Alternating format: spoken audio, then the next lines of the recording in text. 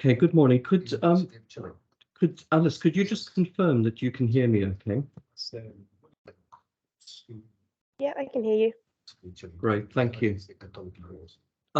So first of all, welcome to everybody, to colleagues in the room, but also colleagues online. We're still getting used to the world of doing everything both virtually and in reality, if there is such a thing as reality. I think we live in Baudrillard's worlds now.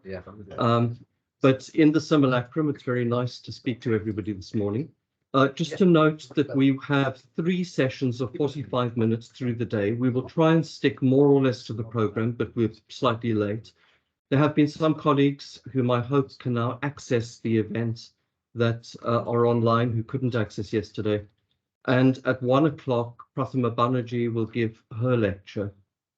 And I hope that everybody is able to hear that then. I have asked Prathama to check as well that she can access the channel, because there was a colleague from Delhi yesterday who, for so-called security reasons, was unable to access Teams at Brighton. Having said that, I want to speak today, I'll speak hopefully for about 25 minutes about the ways in which I'm thinking the relationship between politics and the novel. And the title of my presentation, to keep things very simple, is Fictions of the Political. And I want to begin with just a couple of qualifiers before I talk about how I understand the political, and then talk about what I will call fictions of the political. So the qualifiers are very, very simple. I do not think that there is something we can call the political novel. I think it's a misnomer. And that's in part because, following a dictate from Foucault, I think whenever we see singular words, we should pluralize. There are different forms of the political, and there are different forms of the novel. In fact, the attempt to circumscribe what counts as the novel is continually put into the question by novelistic practice itself. Likewise, our attempts to determine what counts as the political, and you'll see here that I immediately disagree with my very, very good friend Oliver, because I think the ontological account presented by Oliver is in fact a very particular account of the political that has its origins, its Greek origins, in Aristotle's account of politics. But I don't think that that is the only account of the political that is at play or is possible. So my first dictum is to pluralize. My second dictum is that we should not always ask what it is the novel does for politics, but ask what it is the novel does to politics, which is a slightly different question. In the mid-20th century, the debates were precisely about the ways in which literature, supposedly, in some or other sense, contributed to a particular political end. And if you're Adorno and Lukács, you disagree about the form of the novel, you disagree about the nature of writing, you disagree about the nature of the real, you disagree about the politics of language. But it was very, very clear what the debate was about. It was, in essence, it was asking of the novel what it was that the novel did to think about politics. I'm less interested in that, partly because I'm not so certain about what counts as politics, but secondly, because I'm interested in something else that I think the novel can do, which I'll speak about in what is to come. Having said that, what I'm interested in is precisely, and here I said pluralize, it's precisely what I am interested in. I'm not interested in presenting another theory of literature. Literary theory books, in my view, should be banned. Because they prevent us from reading, and from what Roland Barthes would have called the pleasure of the text, from something that the text does that goes beyond the theoretical framework of the political that we impose upon the novel. I said this in a previous meeting, and Liam said to me afterwards, well, most literary theorists agree with you, and nobody's speaking about the politics in the novel anyway. And that reflects the fact that the last time I wrote about politics in the novel was in the 1990s. So my first 4 or 5 articles were about politics in the novel, but in a colonial and post-colonial context. Okay, let me turn to the second point then, to begin to give you an account of how I understand the political and why it is I disagree with what we heard yesterday. In part to pluralize, in part to have an argument, but in part because I think there is something at stake. I want to reverse the ontological argument, but not simplistically by simply turning to the ontic. Because I think the moment you do that, you're caught within the same debate immediately. You immediately then have to ask, what's the status of the things you define ontically as things? How do we define that status? How do we separate them from other things? So you're caught up in the question of what is a thing, and what is it that then can attribute being to things. So I think the reversal of the ontological argument, or the political versus politics argument, is not about simply turning from the political to politics. I think that's, again, a mistake. Rather, I want to do something that I derive in part from Nietzsche, but in part from Foucault and Judith Butler, although I perhaps try and do it in a slightly different way, which is to ask, what are the effects of the ontological as occluding, propertizing, placing strictures around what we can see, do, and how we can act. In other words, I'm not interested in the philosophical question of what is reason or what is being.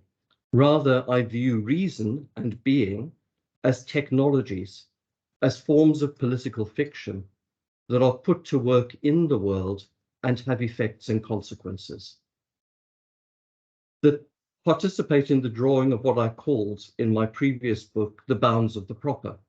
Now, you might say to me, well, the argument that was presented by Oliver yesterday, or by Chantal Mouffe or Ernesto Laclau, or a range of other theorists, is precisely about reading the ontological in terms of contingency. In other words, it's not about policing the proper. It's about pointing to the limits of the proper. It points to the ways in which we can contest the bounds of what is established. But let me give you a couple of examples to show that that is not the case, to show the ways in which that ontological framing limits what we then see when we consider what is deemed to be political. Chantal Mouffe, writing in 2013, speaks about the Occupy movement.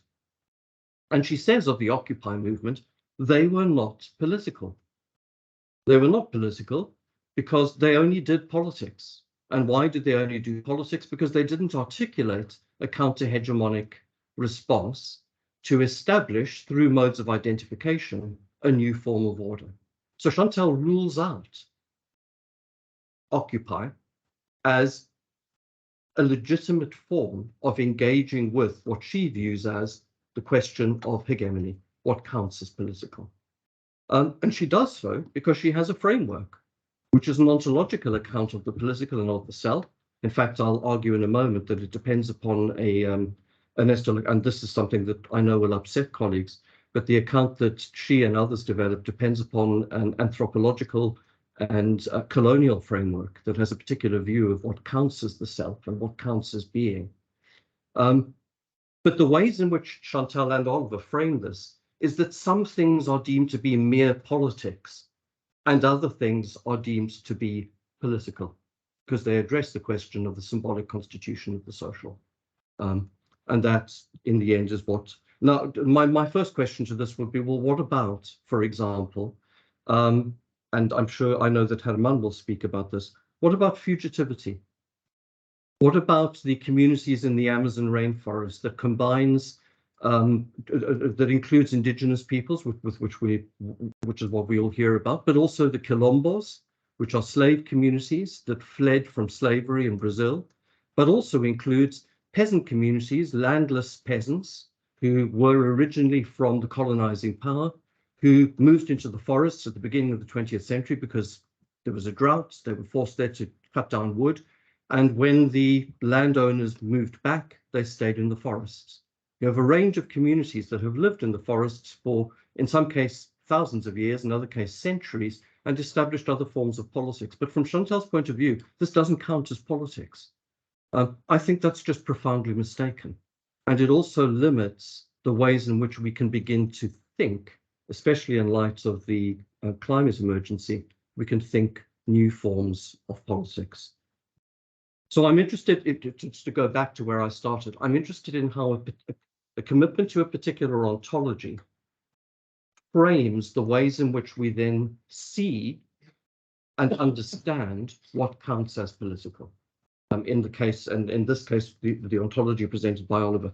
But there is something else that this ontology, and in particular the ontology that was presented yesterday by Oliver, there's something else that it misses. The conceptual formation that is drawn upon is committed to just a couple of key points. The first is it is assumed that human beings are constituted by what is called a lack.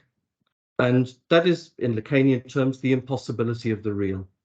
We are distended, we are cut off from the natural world and from the animal world.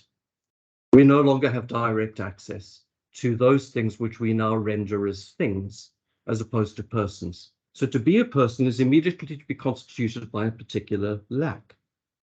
And what Oliver argues, and what others argue, is that in order to redress what is in the end, I think, an anthropological argument, in order to address this profound lack that is constitutive of human being together, we require identification. Now, I've got problems, conceptual problems with identification, but there is something else which Ernesto never deals with. The concept of identification originates in anthropological studies of so-called primitive communities that Freud draws upon in his accounts in group psychology, which then come to determine his understanding of group formation. Somebody like Frantz Fanon, someone like Fanon, will refuse identification. Fanon argues for a politics not of identification, precisely because he says we cannot identify in the position from which he's speaking. So I think that there's a whole set of questions around as one might do with Marx, and in particular with Engels, around the anthropology that structures many of the conceptual artifices of contemporary modern thought, and in particular, the very idea of man. At the core of this is the work that Derrida did before he died, and of course the work of Sylvia Wynter and a number of other decolonial scholars. But what I like in Derrida is his account of the human animal and his pluralization of the animal, his refusal to accept that there is one such thing that we can call man, and in pluralizing the animal to say there is no animal, he talks about animots instead, to argue that the lack that supposedly is the dividing line between the human and the animal, that in pluralizing that, you also do something to the human. You begin to rethink what the constitution of the human that underpins so-called Western modernity. And among other things, I'm interested in the ways in which that forces us to rethink the concept of the political animal. Remember that animals do engage in politics, according to Aristotle, but it's only one particular animal, the political animal. So I'm interested in beginning to question both the ways in which those distinctions are drawn, reason and language. I think contemporary work in ethnology, for example, shows that many creatures do have forms of language, do form communities and are capable of communication. But secondly, I'm interested in the ways in which the distinction between man and nature underpins, and you'll know this from other work I've done, a politics of the proper. Because it is only in distinguishing persons from nature that you can then determine that which can be rendered a thing and rendered as proper. So the ontological argument that Oliver presents and that Chantal presents, in fact, participates in a much longer tradition. It doesn't depart radically from Aristotle's account, a particular reading of Aristotle's account. And it holds in place, if you remember what that argument says about the distinction between, within discourse, material elements and linguistic elements that Leclerc speaks about in some of his. Material elements have no effectivity other than the ways in which they're conceptualized by human beings. So I'm interested in unpicking these distinctions between man and its others, between man and nature, man and animal, rethinking the ways in which we draw those bounds, and as a consequence, opening up the possibility of beginning to recognize other forms of being. And arguably, it is indigenous thought currently that many of these arguments are made most profoundly. I would, however, make one qualification before I turn to the politics of the novel. I don't think there is any return to nature. In fact, I think that nature is constituted in the drawing of the distinction between man and nature.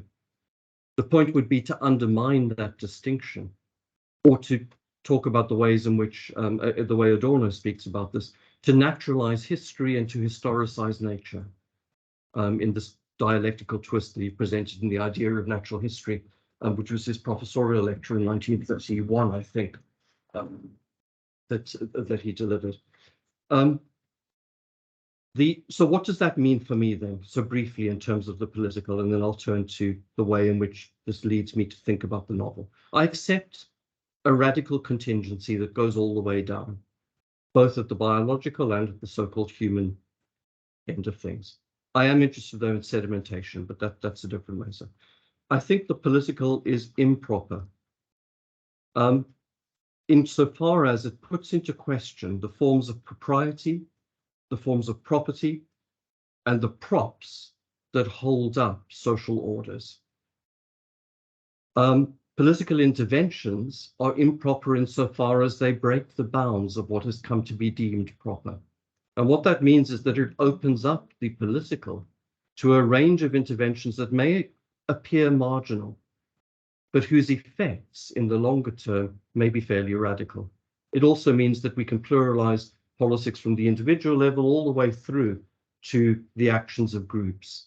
Yeah, so it immediately, to go back to where I began, it begins to pluralize the political. It also allows us to begin to study the overlapping interactions between the so-called material and linguistic in a manner that puts into question the distinction between the material and the linguistic, and begins to focus on the materiality of the linguistic, as arguably Wittgenstein did, but also recognizes that that which we attribute no voice to can begin to be given voice.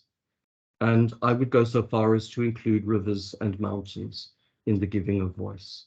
And that's, I realize that for those of us constituted in the wonderful world of so-called Western modernity, that may seem a rather odd distinction to make.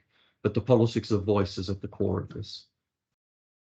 Now, let me leave that for the moment, and hopefully there'll be some questions. But what I'm interested in the novel then is that I think what some novels can do, and this is what I'm interested in reading about, and I'll give a couple of examples in a moment of some novels that I find interesting. I think that what some novels do is they thematize the political fictions that are the props that sustain the ways of being that we take for granted. I think what some novels can do, and what's particular to the form of narrative that we find in the novel, is the thematization of the fictions that I would call the props that sustain what we have come to take for granted as ways of being. Now, those props, if I'm going to focus on the political, there are other props we could focus on.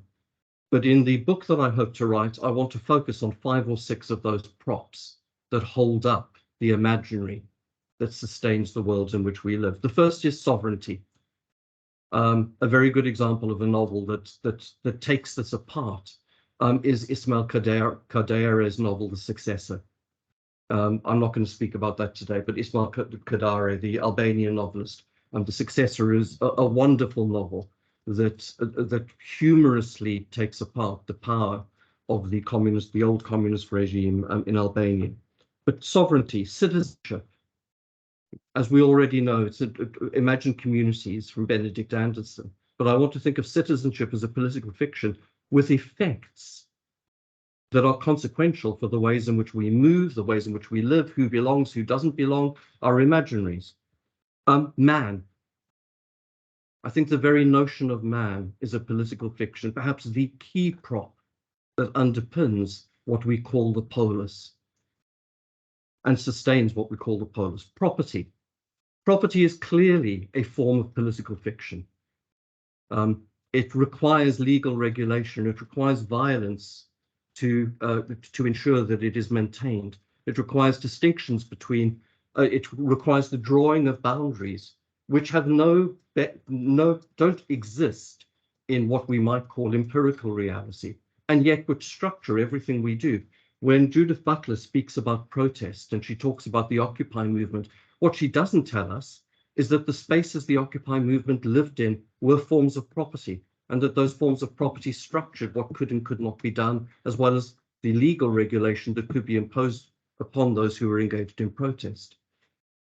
The world doesn't just exist as a material force. That materiality is inscribed in a set of material relations around which property is one of the key, not the only one. Agency, rights, and authority.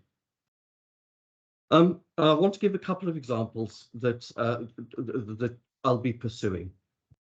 Let's think first of all about giving voice to man. Well, one of the most interesting things about the novel is the ways in which it gives voice both to inanimate creatures and other animate creatures, but does so in order to undermine the ways in which human beings think they are somehow privileged. Let's think of the great examples. Gulliver's Travels, the fourth book, the Houyhnhnms, the horses that speak, and the ways in which those horses put into question everything Gulliver takes for granted about humanity. Now, this is normally read as a post-colonial, not as a but as a colonial fable. Gulliver's Travels is the Houyhnhnms are, in other words, supposedly read as a group of indigenous peoples whom some colonial settler has moved, has lived, has discovered, and has then discovered that the world which he takes for granted back in the capital in London is problematic. What if we read this, however, as a disturbing of the line that is drawn in the Enlightenment between man and animal? Look as well at the effects of distributed agency that we see in Gulliver's Travels, where inanimate objects and animate objects play roles that determine plot and narrative that one doesn't find in the ways in which we construct the polis. So novels in some ways are bedknobs and broomsticks. And I'm not actually thinking of the book, I'm thinking of the film in this case, in which inanimate matter begins to have voice that is recognized and has effects that we can begin to calculate and read. And of course, if you then go to some of the contemporary political philosophical literature, it's people like Jane Bennett who will speak about actants, who will begin to recognize distributed agency, who begin to put into question what we call the privilege of voice. So that's just one example, but the two that I want to speak about in finishing, and I'm actually sticking to time, which for me is more or less miraculous. The two which I want to just briefly indicate in perhaps a little more detail, I want to read a passage from one of them, is a recent novel by Irene Sola, When I Sing, Mountains Dance, the Spanish novelist, and Dhasal, and I apologize for the pronunciation of her name to anybody who may be Croatian or Serbian, but Dhasal is Trieste. In When I Sing, the Mountains Dance, the key to the story is the multiplication of voice. Mushrooms, bears, deers, dogs, clouds, mountains, lightning are all given effectivity in the novel. Now, it's not that humans disappear, but what happens is that humans' ability to control and determine the natural environment is affected by and interacts with a range of other factors, in part for which human beings are responsible, but their responsibility doesn't mean they have control over that which they have caused. So it's not that there is a disavowal of human agency.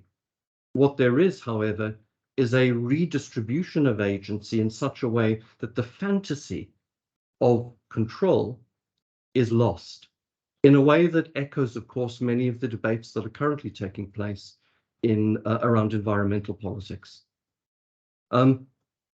It's an extraordinary novel, and the effect of the novel is to do something to language as well. Because when Sola is trying to think about mushrooms to give them voice, she has to begin to play with poetry. She has to begin to play with the signifier as opposed to the signified. So what becomes important is the signifier, the play of the signifier, not the meaning not meaning in the strict sense of the word, but that play of signification that allows us access to what we might call, and I know this might sound bizarre, the world of the mushroom.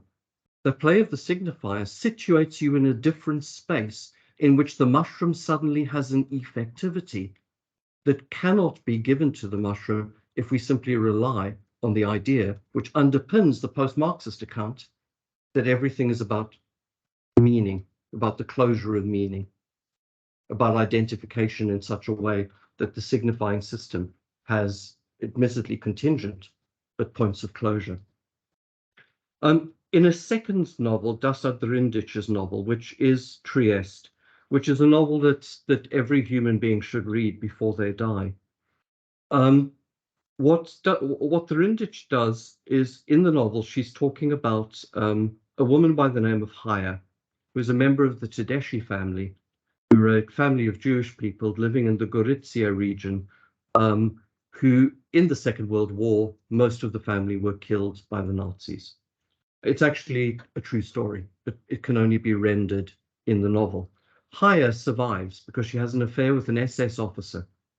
The SS officer, she later discovers as she tries to track her son that she has with the officer that was taken away by the officer and became part of the Lebensborn program.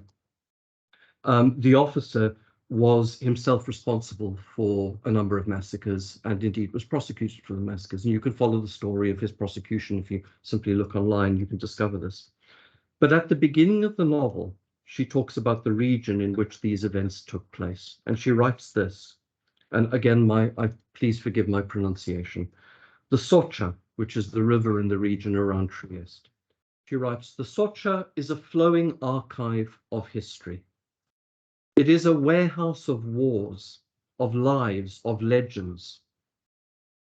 It is a coronary artery nurturing life.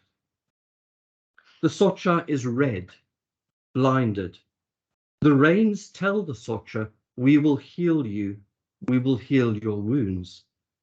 On the river bottom roll bones, which like a huge baby's rattle, disturb its dreams to this day. Now, of course, the bones that lie at the bottom of the Socha are the bones of the 9,000 victims of the Holocaust. But it's the river throughout the novel that bears testimony to the history that is being given. And it's the river that plays a crucial role in determining the ways in which at the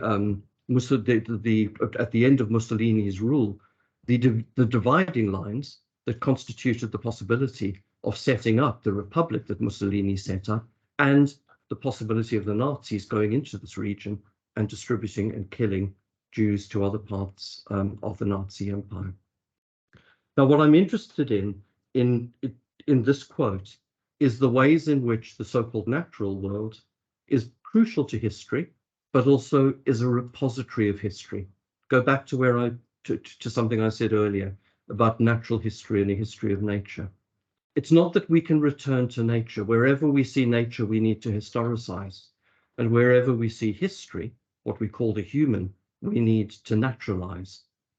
Adorno's dictates. What she does with the river is she gives to nature history, but she at the same time forces that history to be laced through what is called nature. I'll stop there because I think I've given an indication of where I'm going. I am still in the process of working out both the theoretical and political implications of this, the notion of political fictions, and the novel as a fiction that suspends political fictions, which is contrary, of course, to Habermas's position, because Habermas assumes that there is the real, and the role of fiction is to suspend the real in order that we can see its functioning. I think that we live with political fictions, and the novel uniquely does something to those fictions that open up other possibilities of other ways of being. I'll stop there. Thank you.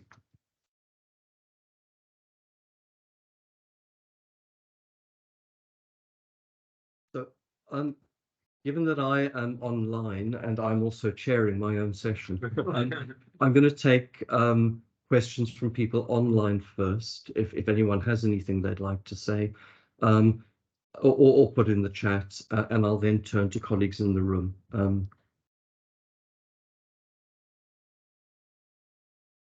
Is there anybody online who would like to say anything, or who'd like, Hannah would like to share their cameras, perhaps? Hannah, it's nice to see you. Welcome back from Canada. I know it's been a while. Okay, well, we'll turn to the room then. And if people online can't hear the questions, please say so. The mic might not pick everything up, and we'll repeat that. So, and then thank you. Alan. So, I have a couple of questions. They're probably slightly nasty ones, but I'm going to ask them anyway. The first one just is more of a clarification, really. I was just wondering, when you mentioned the part earlier on, you were talking about the displaced tribes in Brazil or South America? Not tribes, that's a word I wouldn't use, but anyway. Okay. Displaced people. Yeah. And you said that MOVE didn't see that as political. I just wanted No, I was talking about Occupy. The Occupy okay. movement in relation to MOVE, yeah. Sorry, let me be clear. Chantal MOVE would characterize these as forms of politics, but not strictly political, because what they don't do is articulate a new frontier, which gives a vision of the people, which unifies a range of differences. And she's very clear about that. She says that explicitly on a number of occasions. The examples about the displaced peoples, she does or she doesn't? She doesn't speak about the Amazon. It's not part of her imaginary. But does she think it's an example of politics? Sorry, in that level, for Chantal to be, look, let me be very clear. Chantal recognizes a range of different forms of politics, but there is a sense in which they are dismissed as secondary. Precisely because they're not articulated within a hegemonic alternative to the existing hegemony. She's very explicit about this. You mean because the displaced peoples aren't conscious of the... No, that's not what Chantal doesn't talk about displaced peoples. Chantal was talking about the Occupy movement, using the example of London. Okay, maybe I missed the transition, but that is not my main question. My main question is, given in general the framework that you set up during your talk, concerning especially the your distinctions about the material and linguistic and so on, and you also mentioned fantasies of control in relation to the natural world. My main worry is that given the framework that you set up, it seems difficult within that framework then to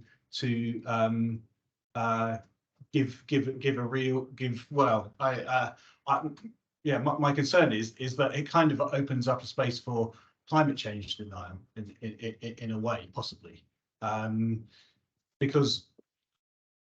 Can I ask you to speed up the question, because there are about 5 others who want to ask questions. I suppose what I'm asking is that if our control over the material world is that limited, how then do we account for climate change? That's the question. Look, so I didn't actually want to have a debate about climate change, but let's just be very, very clear. It's precisely climate change that shows us our control over the natural world is limited. It doesn't mean that we don't have effects that have caused that to take place. You created the problem. Yeah, but that's not a matter of control. Can we leave that aside, because that's really is a secondary issue in terms of what I've been talking about, if you don't mind. I'm happy to talk about the climate thing afterwards. It does also relate to a novel as well. There are other people, and I really need to get through questions. Okay. So I've just said Ivana, then Alan, then Patricia, and then Sam at the back. So Ivana, hi, nice to see you, Ivana. Hi, Mark. Nice to see you. I'm happy to be here after all the problems I faced I'm so yesterday. sorry about yesterday. No, it was. I think it was not only your problem. It was problem with my accounts and my institution and many things. But I'm now today even more happy to be here. I also have many questions, but I'll try to concentrate only on one, which concerns kind of. Concerns possible translation of what you were speaking about to the problematic or to the question of the political novel. Namely, if we try to, or if we decide to reverse the ontological argument, as you said, and I think that's very important that you were arguing in that direction, because I realized that we had, during the preparation of the Capone project and during many discussions we had here in Berlin, and I guess you also have in Brighton and in other teams. There's always the question, what is the political novel? So we always have to face the same decision making, which regards what is, what is the quality, what is that which counts as the self in terms of what is the political novel. And then we have all these different political or assumptions or intuitions, actually, which make us say, this is this is the political novel, but this is really not the political novel. This is not the politics. So I think that your lecture kind of touches upon something which will stay with us also in terms of politics of literature or literary politics. My question is only, do you suggest with this list of 5 to 6 props you were speaking about, and you try to kind of discuss them on selected examples, do you suggest some kind of alternative listing or alternative I don't know, a categorization of what political novel could be by the lines you were, or by the props you were mentioning? That's my first question. And the other question is only a remark. Of course, because we are financed by a certain political framework, this framework pushed us already into certain categories which define our thinking about politics and our thinking about political novel, political literature. These are European Union defines, for instance, this whole project is something which has to do with politics of integration, disintegration, pandemics, climate change, etc. So I just want to mention this as a kind of a proof that we will be constantly struggling also with these props that are kind of conditions of our work, or like financial prerequisites we need to fulfill in order to be able to speak about politics in general, and then political novel in particular. Thank you. Thanks, Ivana. So I can be reasonably quick. I don't think, in my view, there is any authoritative list of those props. And that's partly influenced by Prathama Banerjee's work, because one of the things Prathama shows us is that the things we take for granted as what she calls elementary aspects of the political in so-called Europe. In the case of India, she tells a different history in which those so-called elementary aspects are not, in fact, elementary to the way in which the political is conceived, or at very least, they are conceptualized in a wholly different form. So I think it's interesting, actually, to think about the ways in which how the framing, as you've talked about the European Union, how that framing itself relies upon a set of props we've come to take for granted. And from my point of view, the novel, in a sense, allows us to thematize those props. Now, of course, there are some dominant props like sovereignty, like citizenship, like borders, that structure the way Europe understands the political. And I know that the EU may not be too happy with this, but I'm interested in pulling out the bits that secure those props. So yes, I agree with everything you said, and thank you. We had Alan, and then Patricia, and then Spiros, and then obviously we're going to have to end as well because other colleagues have to present in a while. So I'm going to ask colleagues to ask quick questions. I'm going to gather them and respond quickly. Alan. Okay, the first. You wouldn't change ontological questions about the political for ontic questions, and I think I can follow your argument quite a long distance. But I think, don't we end up in a problem no matter how we deal with it? Because if we say politics, we distinguish politics from something that is presumably not politics, and even if we want to differentiate and pluralize, what is it that makes all of these instances of the same adjective or whatever word we choose to go? What is making politics rather than something else? So, and couldn't we think about this in terms of what Laclau used to call the ontological question? Not start from a claim about the ontological, but use it as a questioning, a way to keep thinking about what it is we mean when we talk about politics. This was the first. And the second regards this the spreading of discourse. The discourse theories is an humanist, I don't know what word is known as, human-centric theory. And I'm an old man, so it's very difficult to me to let go of such a... We're the same age. Yeah, exactly. Oh, I'm older than... Well, it doesn't matter. Anyway, but I noticed that you talked about giving voice to.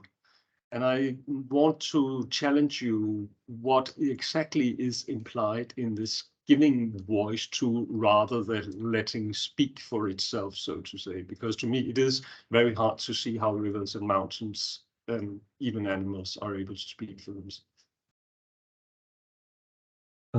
Sure, I think I should take other questions so we can keep the, because then I can just summarize at the end. So there's a question from Trish next, and then Spiros, and then and then I'll just respond, and Alan, and then I'll finish. So, but I am going to ask people to be quick. Trish, hi, nice to see you, Trish.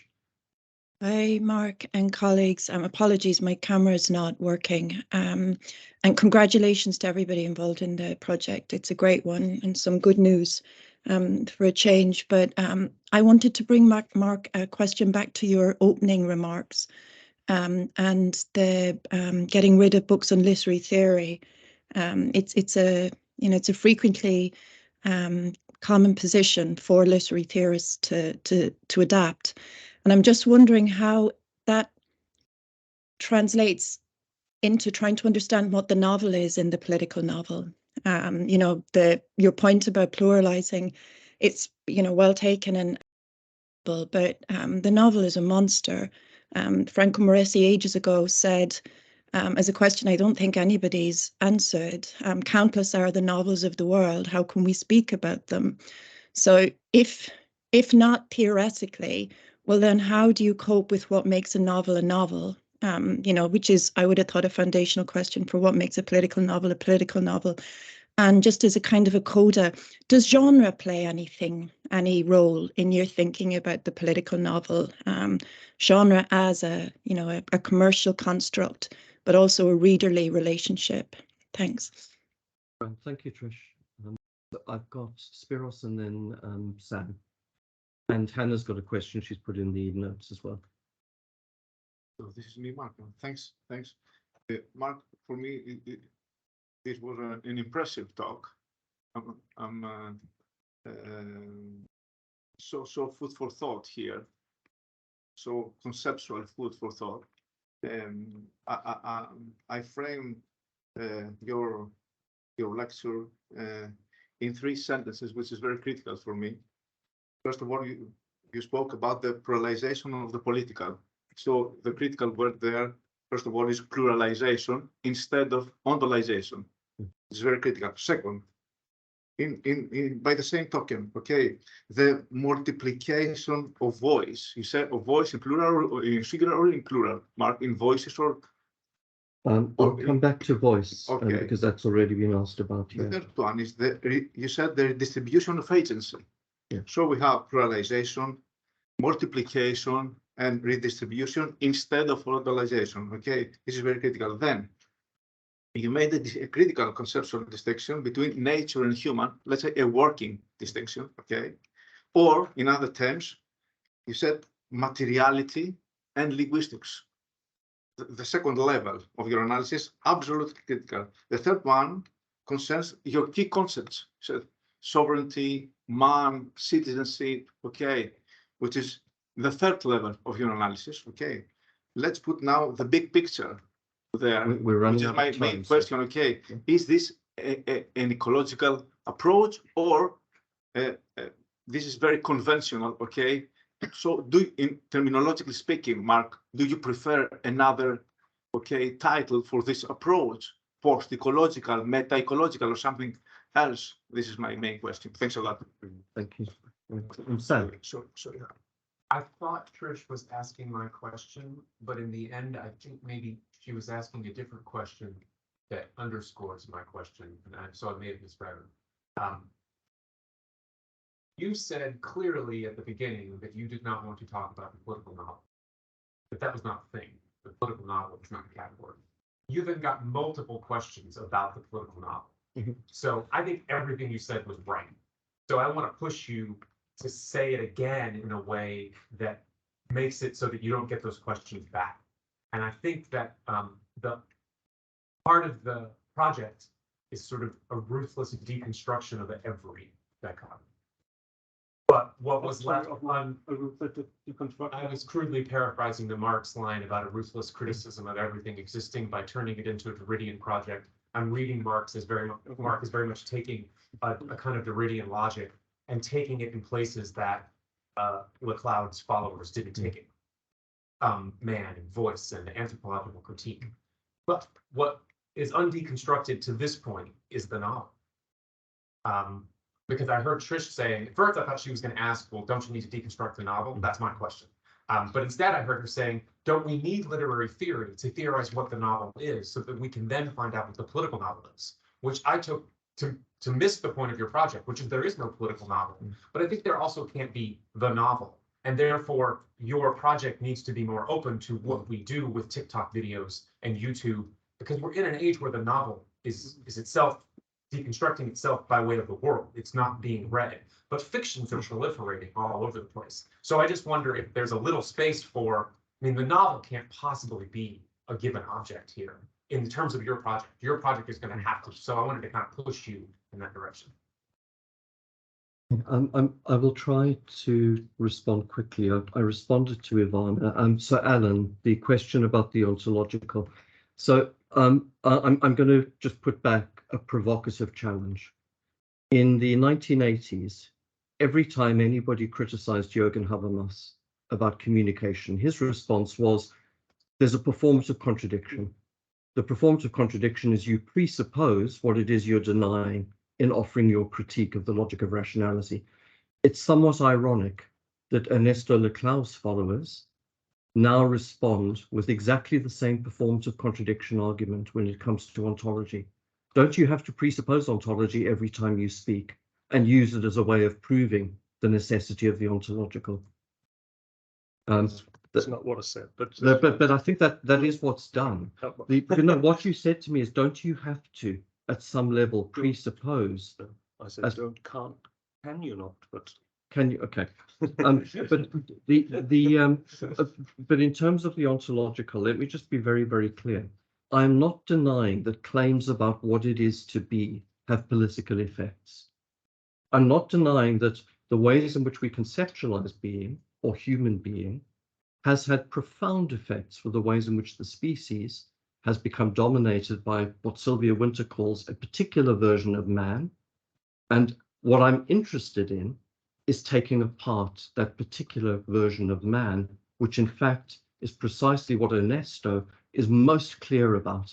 He gives us the most extraordinarily acute rendering of that version of man that Wynter has already demonstrated to be limited, and to be limited to a very particular history. So I'm more than happy to do those things, but I won't take the steps that Oliver takes, which is to then almost anthropomorphize a lack or an impossibility and make that into what constitutes man. With regard to the novel, and Trish, you made this point and Sam made the point. Look, in one respect, I want to be a happy positivist, okay, like Foucault. There is a tradition, there is a history, there are institutions that support what comes to be deemed to be a novel. We could do a completely different political history of the novel, which would be Foucault-inspired, which would be to look at the regulatory practices that go into the constitution of the novel as a regularity and dispersion, perhaps, which has intra, extra, and interdiscursive effects. I'm not interested in that particularly. But so I take, Trish, to go back to your question, I take for granted that there are some things called novels which are themselves contingently novels. I take for granted that there are other forms of work that might do the work I'm talking about. But we're doing a project on the novel, and I want to work with novels because in the societies in which we live, the novel has been appropriated across a range of traditions and has been remade in ways that take it far beyond its so-called origins with Cervantes and a set of other Foe, etc. So the novel has done things. The novel is perhaps the most original decolonial artifice that we could find. So there's a history of the novel, I think, which has to be done. But in terms of a theory of the novel, Trish, I don't want to present a theory of the novel or what constitutes the novel, because I think precisely that is the political question about the constitution of the novel. Those are the arguments we have, and those who win the arguments, those who determine the structures of power that delineate what counts as fiction, what doesn't count as fiction, that comes to be what we count as the novel, but the novel also always escapes the grasp of that. So there is something I perhaps want to hold on to, but I agree with Sam, the novel is not the thing. And the limits are, here I would just echo 1960s linguistics, post-structuralist linguistics about the logic of the signifier, and the dividing lines we draw are much harder to imagine than before. Hannah, a question about political theory. Hannah, I think the objects of political theory, and I haven't quite got the whole question, but the objects of political theory that we have come to take for granted are precisely the objects that I want. I think political theory delineates a proper domain that establishes a proper set of objects and proper set of debates to which everybody who deems themselves a political theorist then has to respond to. But that establishes a vast Twitter world that we call journal publishing. And that vast Twitter world is self-referential. It's a lot of people speaking to each other. And every now and then something breaks through the fog of that Twitter to say something that's interesting. I'm far more interested in breaking down the boundaries of the disciplines. And I think that, again, there is something about the novel that allows us to begin to do that. I think that disciplines police their own objects, and a whole apparatus of policing is required to do that. The most interesting work tends to break with those bounds. So if somebody calls me a political, that's why when I was awarded a professorship, they said, what do you want to be? And I said, a professor of critical theory, not because I wanted to be part of the Frankfurt School, but because I didn't want a disciplinary name to specify the types of work that we do. In terms of voice, I said earlier that I'm still working through voice, distribution of agency. Is this an ecological approach? It's partly influenced by broad ecologies and theories of ecology, certainly. But I think I'm going to I'll finish with these notes. I do think that what's happened in the past decade places many of the categories we take for granted about the human, about the natural, and about the objects that we deem to be appropriately political. That we're at the end of a phase of history in which many of those objects are not up for grabs, but are certainly in question. So I'm interested in novels that actually tease out the implications of the breakdown of the conceptual artifices that have held the university together since its inception. And I'll just finish on this note that the university begins with philosophy, because it is philosophy that distributes the faculties. It's the philosopher that determines the distribution of the faculties. But philosophy asks as its key questions, what is being? What is humanity? What's specific to the human? What is reason? What is language? The moment we begin to put those into question, we also put into question the division of faculties that constitute the contemporary university. So I'll finish there. Thank you very much to everyone. And could we take 10 minutes before we have the next session? So it is currently 10:40. At 10:50, we'll start the next session, which gives everyone a chance for a pee break or a cigarette or a cup of tea, depending on their preferences. Thank you.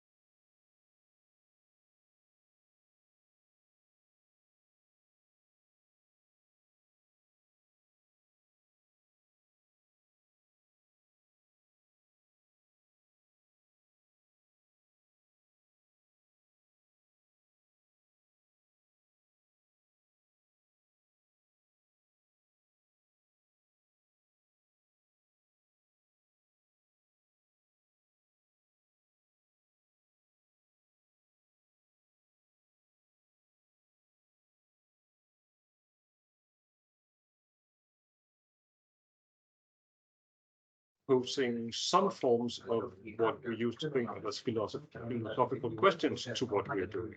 And that's a different question, right? And that was what I meant with posing an ontological question, not go about starting out from a positive definition. Well, welcome, colleagues, and welcome back. We need to start. And it's a really great pleasure for me to welcome Tanay Gandhi, who will be speaking. Tanay is speaking to us from Southampton because, as is now fairly normal in Britain, the trains don't work.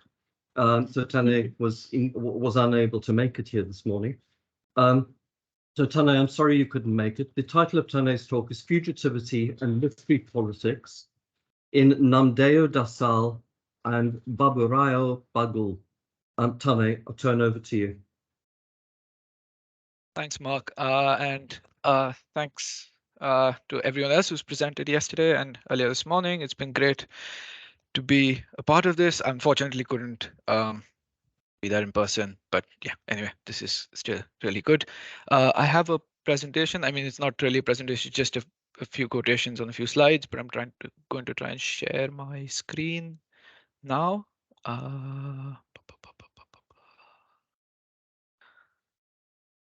Okay, hopefully, could someone just confirm if it's visible on the... Tanay, it is visible, but it's fairly small. Okay. I might have to take you off the spotlight. So stop spotlighting. Yeah. And press F5, so it's in the presentation mode. Apparently, if you press F5, it'll be in the presentation mode. It should be. Has that worked? Yeah. Yeah. Okay. Great. Right. So as Mark mentioned, my presentation today is called Fugitivity and Literary Politics in Namdeo, Dhasal and Baburao, Bagul.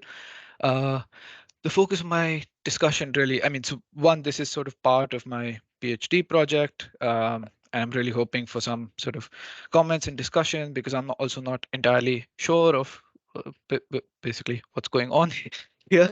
But hopefully the discussion today helps. So my focus is on a form of literature, broadly called sort of Dalit literature, which is specific to India. And in particular, I'm trying to look at a sort of art of writing that develops in 1970s Bombay amongst a small group of Dalit authors and activists who sort of call themselves the Dalit Panthers. Right, so it's a slightly long presentation, so I'm just going to sort of move through it a little bit quickly, just in the interest of time. But quick background on, so for those of us who aren't perhaps entirely familiar, Dalit, the word Dalit literally means broken or ground down, and it's a sort of political articulation used by communities at the bottom of India's caste hierarchy. And so these were at different points in time also known as untouchable communities, or in the sort of official state parlance are known as the scheduled castes. So the Dalit Panther Party is a literary political organization set up by Namdeo Dhasal, who's one of the two authors that I'm looking at. And incidentally, Baburao Bagul was very closely associated with this group. And the organization was set up in a certain way as a response to a certain crisis that Dalit politics faced in the 1970s.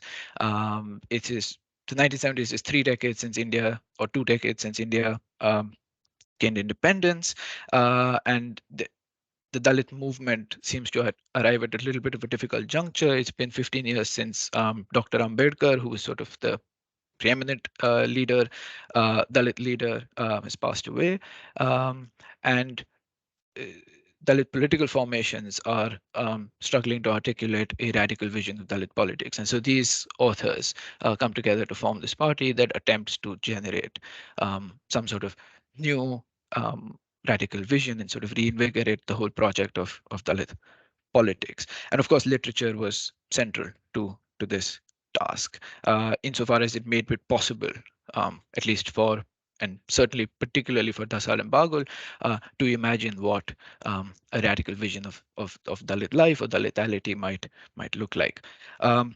So the discussion as a whole moves through 10 translations. These are all new translations from the original Marathi into English of the works of Dhasal and Bagul, some of which have never been translated into English before. And the presentation is just a few slides with quotations from these translations that I will move through as I continue my discussion.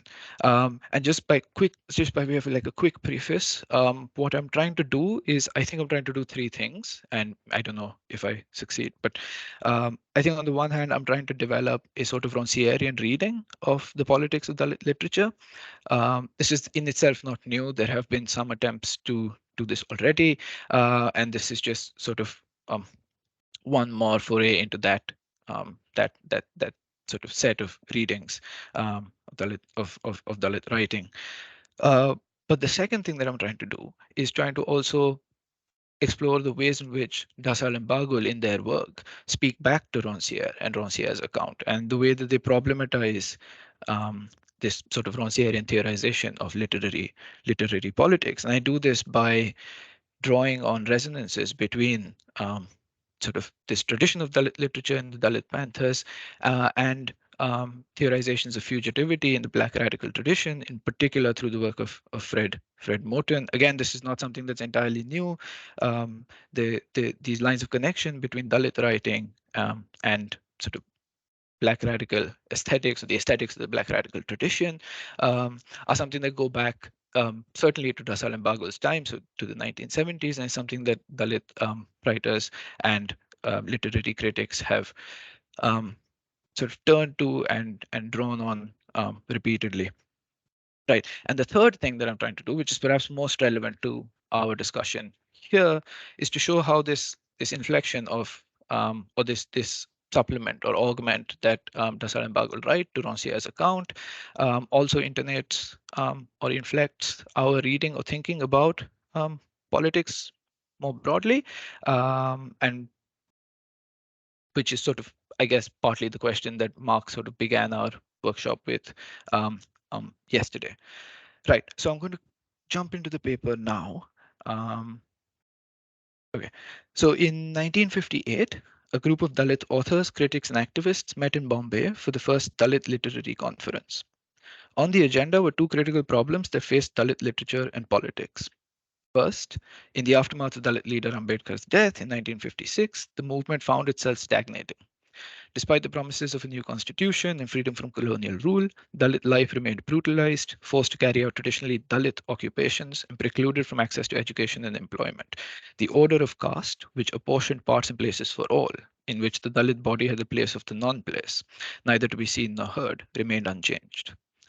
The Scheduled Caste Federation, set up by Ambedkar in 1942, was dissolved by the 1950s, and plans to replace it with the Republican Party of India were forestalled by Ambedkar's unexpected passing. When it was eventually established, infighting and opportunism gutted the organization almost from the outset. The concern for those at the Dalit Literary Conference then was how to reinvigorate Dalit politics in the shadow of Ambedkar's death. Now, the role of literature was elemental here. In his inaugural presidential address, Dalit writer Annabhav Sathe laid the groundwork for a specifically Dalit literature. More than another genre or style, this was a particular relation between literary production and the demands of Dalit politics. Literature, or Sahitya in Marathi, was to be intimately connected to a vision of Dalit politics, loosely the word Chetna in Marathi. Sathe's calls at the ground for 3 decades of Marathi Dalit writing, where the relation of literature and politics was tested, critiqued, toyed with, and developed in radical directions. Rejecting any instrumental or even external relation of literature to politics, these authors sought to identify, internal to their art of writing, an aesthetic political operation that resisted and problematized determinate relations between subjects, subject matter, and forms of expression that defined upper caste realist literature. What they put into question, in other words, and I build on Roncier here, of course, is an order that tied bodies, Dalit and Brahmin bodies, to a system of their apportioning and their partitioned forms of speaking, doing, and living. In his seminal essay, Dalit Literature is But Human Literature, Baburao Bagul argues that all Indian literatures are variations of a single upper caste Hindu literature. Caste, in other words, is the defining feature of Indian writing. The Dalit figure is not only not written, their exclusion and invisibilization is constitutive. Whether in terms of the intricate rules of the rasa tradition and its castized anthropologies of the aesthetic subject, or the rasik, or the realism of groups like the Progressive Writers Association from the early 20th century, Dalit bodies find no presence. And such exclusion, extending Bagul's insight, occurs within a topography of literature, in the way a system of writing institutes correspondences between bodies and meanings, modes of inscription, and forms of saying, doing, and being. It is against this whole order of bodies that Dalit writing institutes its rupture, one that enables Dalit figures to speak, act and move, fight and resist, love and hate, narrate their history, grab hold of it and twist it, rend it apart and remake it. Against literary orders allocating the place of no place, Dalit writing inscribes its own demand, and this is a quotation from another Dalit author called Arjun Dangle, where he says, and I quote, "We shall write the way we feel. Who are you to dictate to us?" End quote. To write the way we feel is to break from the currents of tradition by way of a complete rejection of an established technique or art of writing and its compact, its congruence with that system of bodies. A total revolution is what Bagul calls it at the end of the essay that I just mentioned. To see this ruptural moment more clearly and what it does, I want to turn our attention to the work of Rancière. In Rancière's account, literature is constitutively doubled, both a form of knowledge, which is to say a system of meaning in which logics of action and response, of subject matter and objects are circumscribed, and a force of potency which disrupts these systems of correspondence. Conceived this way, literature is a system of visibility and of those disorders by which that general system is disrupted. The art in and through which the cacophony of those who cannot speak, or indeed speak too much, excessively, incoherently, and irreverently, is manifested. Rancière, of course, conceives such excess through a singular gesture in his work, and that gesture is style, which marks the register for him of appearances, of a certain visibility in general, as he calls it, dismantling the binds that tie together an order of bodies and a system of writing. Now, on the one hand, and I'm going to keep my discussion here very brief because this, just in the interest of time, on the one hand, a system of appropriateness. On the one hand, this means a system of appropriateness between forms of speaking and writing and the subjects that speak and write. The use of particular forms of expression corresponding to particular bodies and their gestures, which gets upended in the absolutization of style, as Rancière points out. The point is not simply a novel use of language, to use words improperly, but through such performance, to set loose from within words what he calls their sonorous and imagistic power, in ways that dissolve both the hierarchies establishing the relation between forms of knowledge and forms of writing, and the hierarchies internal to these forms of knowledge themselves. An improper writing, an impropriety of or in writing that draws out and extends itself to the very limits of literary Marathi, in which Bagul and Dhasal originally wrote. Tu hi yatta, which literally is the title of one of Dhasal's poems, and which literally means, sort of translated into English, means "what is your grade?" intervenes in the literary orders of Marathi and its forms of expression, precisely by passing them over entirely, interrupting or distending with a Dalit dialect, writing an uncanny vernacular. And this is a quote from that work. So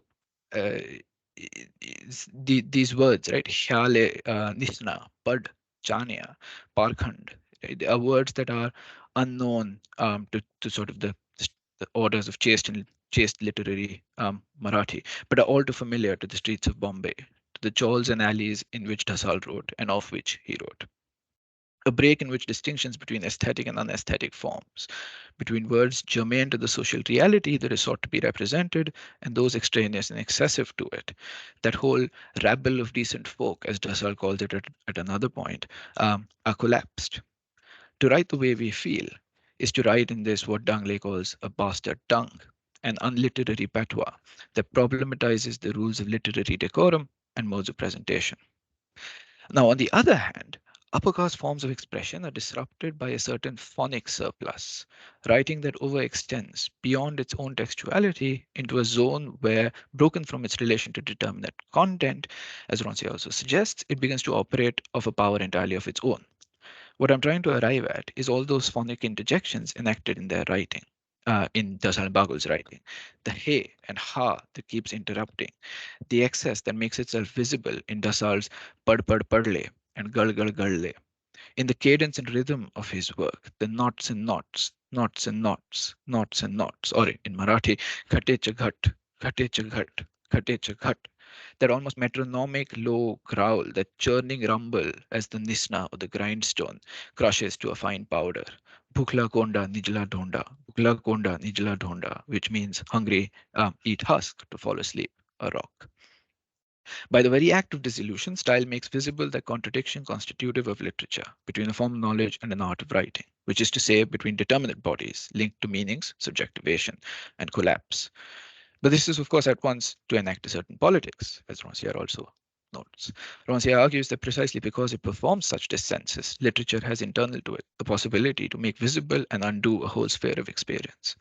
And building on this Rancièrean insight, contemporary theorizations of Dalit literature have attempted to reimagine the kind of literary politics enacted there.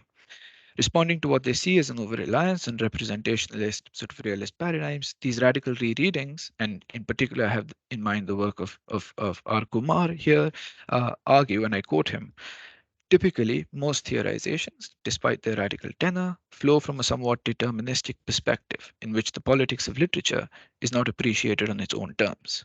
Rather, the question is always displaced to what is outside literature, end quote. An interior politics or an internal politics of literature, Kumar identifies with how Dalit writing opens up a different linguistic political space. The way it transforms, precisely by a certain absolutization of style, the literary orders of upper caste writing. From this Rancièrean insight, however, Kumar extends his argument deeper. Opening a separate linguistic political space in and for the literature, he suggests it is at once the constitution of a novel critical Dalit public, as he calls it.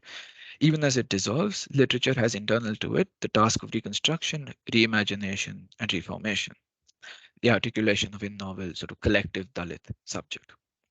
But the terms of that transition aren't made really clear in his account. The moment in which Rancière marks the absolutization of style becomes for Kumar the moment of transformation in which a practice of literary disindividuation is elevated into a practice of subjectivization. Now, significant consequences, of course, from this point follow for Kumar's Rancièrean reading. Because in papering over the chasm that marked the contradiction of style, Kumar sediments the very link that Rancière, in fact, is problematizing. The politics of Rancière, the politics of literature, Rancière tells us, is self-contradictory. And in these interstices of those contradictions, Rancière locates the gap between literary and political dissensus. Literature sets into motion an excess of things, an excess of bodies, but it cannot go from there to the articulation or formation of a novel collective subject. It cannot embark on the practice of subjectivization without erasing precisely the operation that makes it possible for it to write this excess. The very rupturing of orders of individuation, orders linking bodies to words, to meanings that literature introduces, then makes it impossible for literature to conceive a wholeness or a fullness that can give itself the name of a subject. The dissensual operation conducted here is thus distinct from political disagreement. Political dissensus invents names, Rancière tells us, words to put into motion, stage, or otherwise to set into circulation, bodies that are excessive to any count. Literary dissensus works, and I quote Rancière here, from another angle, by suspending the forms of individuality through which the consensual logic binds bodies to meanings. Politics works on the whole, literature works on the units, end quote. So in effect, what Rancière is saying is that the literature's politics is a whole other thing to the matter of names and collective subjects. So perhaps Kumar has misread Rancière, right? But in any case, my point is not to develop a critique of Kumar. It's to inquire really, or to ask the second question, which is to why Rancière has been read in this way in the first place. And what if that impulse to read him in this way comes from the elemental intertwining that we just discussed of literature and politics, Sahitya and Chetna, first articulated in the 1958 Dalit Literary Conference. The question is of a fidelity to the demand of that conference. And I suggest that remaining faithful to that demand makes it possible for us to see how Dhasal and Bagul resonate with, but also speak back to, walk in step and step out and beyond Rancière. A Dalit literarity that is internally and constitutively the inscription of a performance that enacts a vision of Dalit manhood, and I particular to the question of Dalit manhood in the context of the work of these two authors, it enacts a vision of Dalit manhood precisely in problematizing any stable vision of Dalit manhood. To Rancière's account of the contradictory politics of literature, Dhasal and Bagul ask, what if suspension, dissolution into molecular intensities, is itself the manifestation of an improper, out-of-place subject that is also not subject? What other schematizations of politics, of literary politics, of Dalit politics lie in wait for us there? And so to sort of attempt a response to that question, right? Let us return to that noise which is everywhere in Dhasal and Bagul's works. Crowded streets, cramped slums, overcrowded buses, the steady lento of police batons, the staccato of mechanized looms, the overwhelming chorus of bodies shouting, hurling abuse, fighting, and loving. Consider Kashinath's sound. Kashinath is a character in one of Bagul's short stories. Kashinath's sounds, his voice, his steps, his rage-filled screams that announce, foretell, or augur an intensive moment when the steady narrative of progress, or the steady progress of narrative, is ruptured. Something else entirely occurs as this phonic intensity stops Bagul in his tracks, returning him to a different kind of movement, an unceasing vibration or shaking from which he cannot escape. And this is not simply Kashinath's work. At every juncture where a degree of stability or narrative orderliness emerges, phonic excesses interject in ways that make the whole assembly sort of flow away. A cacophony interrupting all narrative from within narrative. Phonic intensities in their persistence, long echoes, reverb, delay, and tremolo extension. In a word, suspension, lingering, one that puts into erasure any straightforward literary hermeneutics, disordering it with an outside or a surround that cannot be anchored, fixed, cut, or grounded. An indiscernible zone or field is opened up between words and sound, text and its sonorous outside.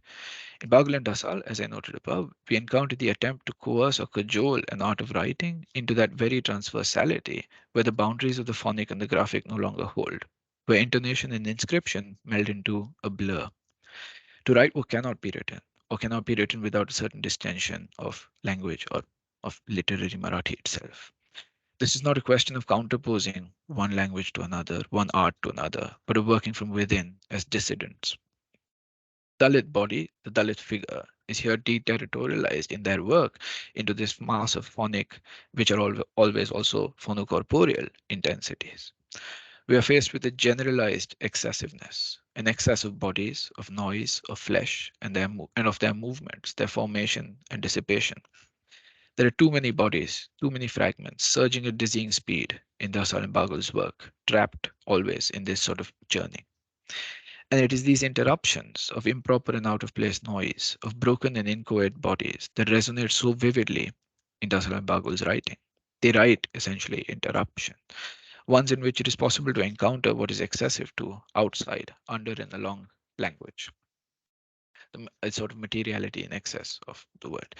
The centrality of interruptions is crucial to our discussion here, precisely because they point us towards those interstitial points, offbeat silences, mute words, that are the wellspring, the energizing force or potency on which Dhasal and Bagul draw, and which they ultimately write. These are points of the in-between, sites of the neither here nor there, where Dhasal and Bagul situate Dalit bodies, where the actions and movements of Dalit bodies take place, those folds, those fields beyond, underneath, and in the gaps of the castized map of the village. Dhasal and Bagul write Dalit bodies in and constituted by interstices, riven by them, split and splitting, forming within them and dissipating along their axes. An interminable refrain, movements of contraction and release, gathering and forming, creeping along the skin, sweeping across corporeal surfaces, and embedding into every muscle and sinew. Movements of the in-between of shapes the bodies take, Dalit bodies and Brahmin bodies, liminal broken bodies and sort of canonical bodies. Not an opposition between subjectivizing and disindividuating currents, between shaping, molding the body and collapse into some general fleshiness, but that which is in their gap, in the interruptions. This is what Dhasal's refrains do, and do over and over. In every repetition, what is written, what is sung is that border or gap, bringing us back to that in-between moment, not in terms of some intermediary state, but as that frontier where, as Bagul tells us, living and survival have become one in his eyes. His mind is dead. His sorrow is something else entirely.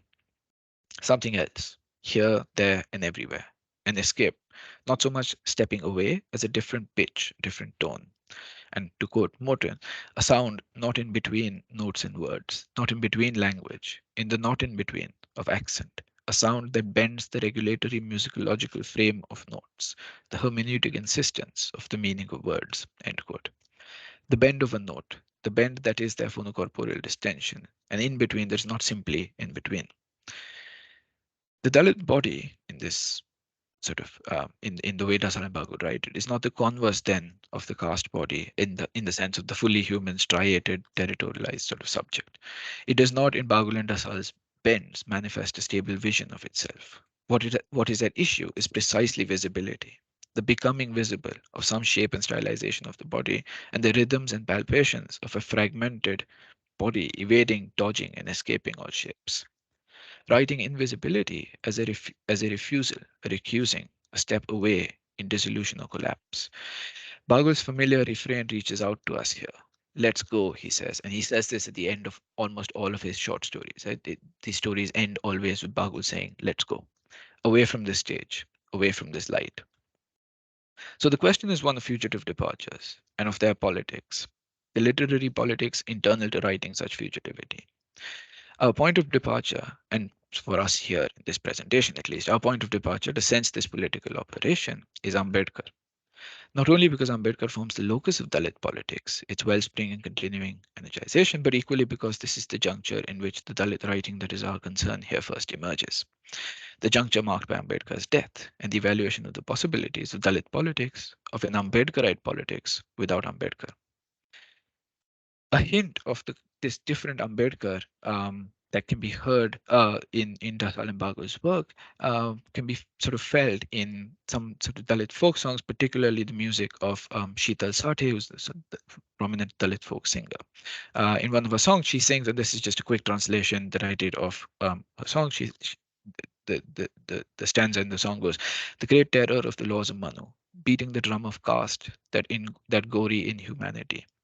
Then came the radiant sun Bhima." Bhima is another name for Ambedkar. Set alight the Manusmriti.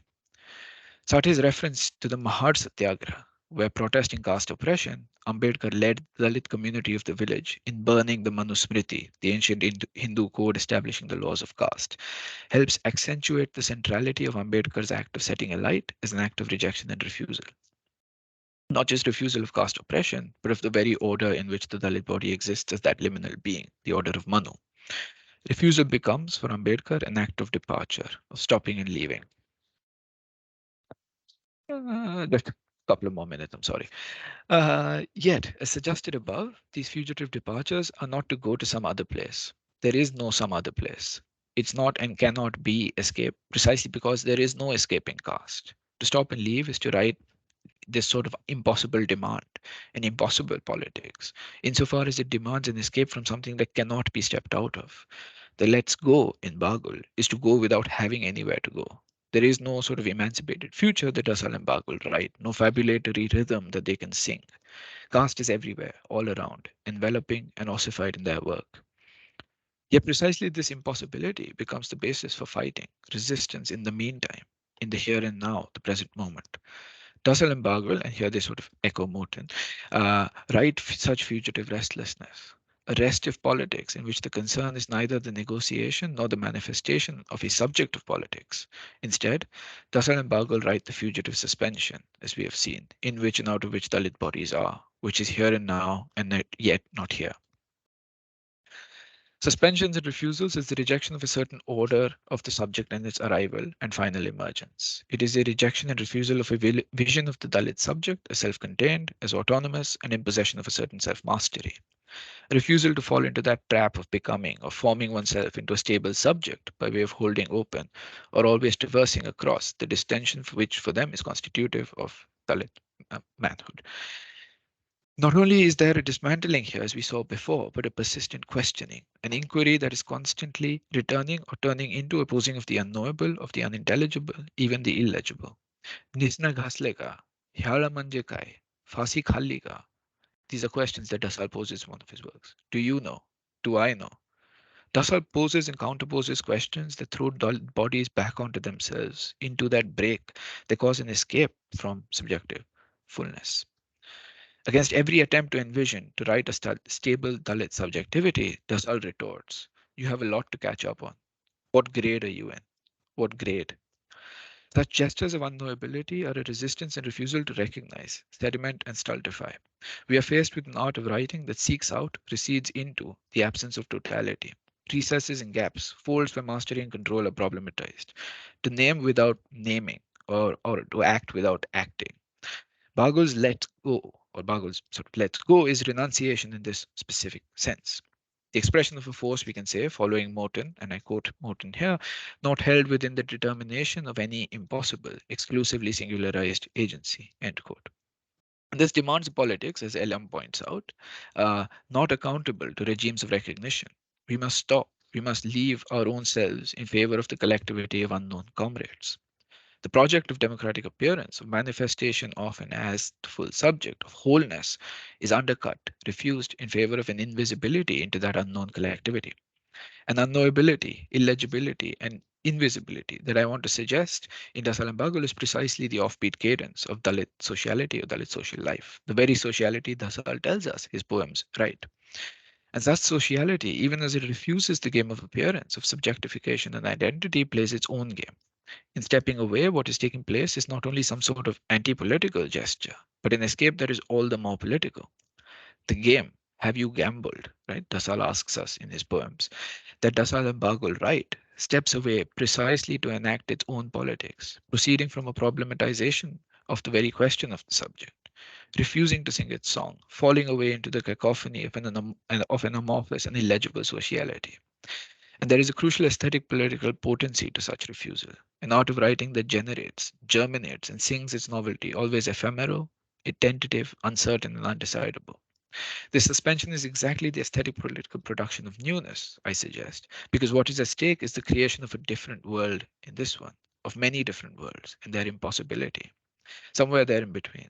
Because the point is not just renunciation, but to renounce in the interest, in the intonation, the pitch of a different world that is still right here, surrounding in the surround. A different world or fragmentary, open and dispersed, to the side, along and underside, the whole schematization of subjects and their appearance. As Morton and Harney note, right, and there are interesting echoes here between sort of what we've been talking about in this quotation from them. And I quote, "We are already here, moving. We've been around. We're more than politics, more than settled, more than democratic. We surround democracy's false image in order to unsettle it. Every time it tries to enclose us in a decision, we're undecided. Every time it tries to represent our will, we're unwilling. Every time it tries to take root, we're gone." End quote.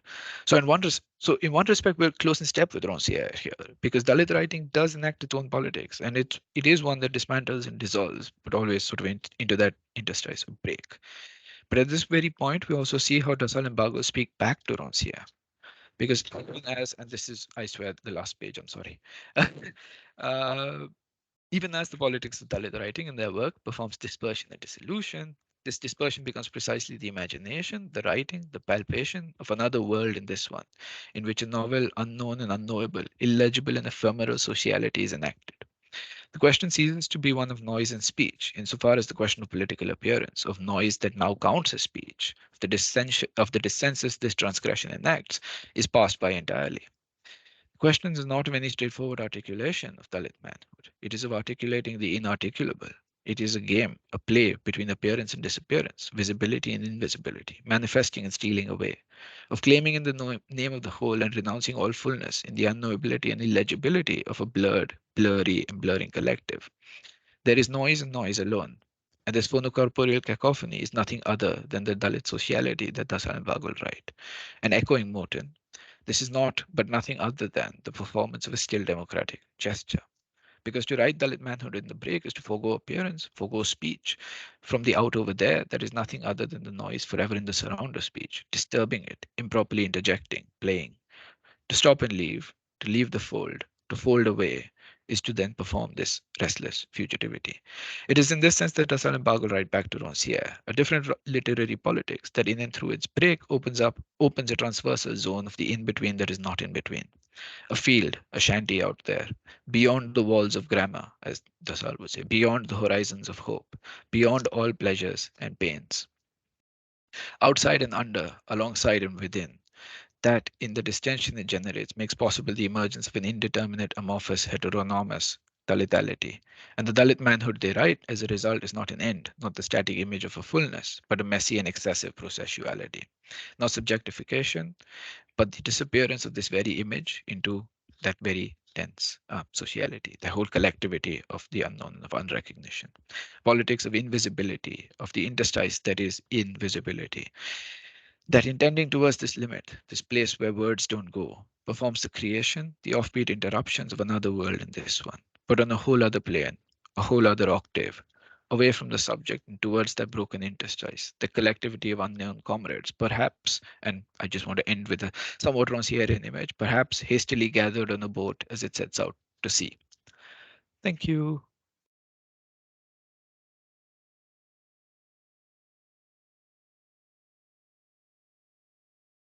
Great. Tanay, thank you very, very much. Yeah. I'm afraid because you spoke, I think, rather longer than. Yeah, sorry. Yeah. There is only about 8 or 9 minutes that we have left, and we're also going to have to rejig the schedule slightly. I wanted to ask Camargo, are you happy to speak after Prathama? So we finish with you this afternoon. Yes, I mean. So Prathama will be from 1:30 to 3. I've asked her if she can postpone by half an hour, and if you don't mind going from 3:15 to 4 o'clock, and we finish at 4. Yes, yes. Sorry, Herman, to ask that. No, it's just obviously pressure closing. Since the start, when you mean rather something, it's but yeah.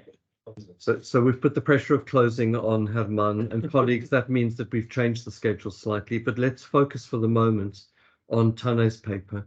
A really extraordinary paper, I thought, Tanay. Yeah, which I really want to read. I want to open questions first of all to colleagues on in virtual teams before I do to the room.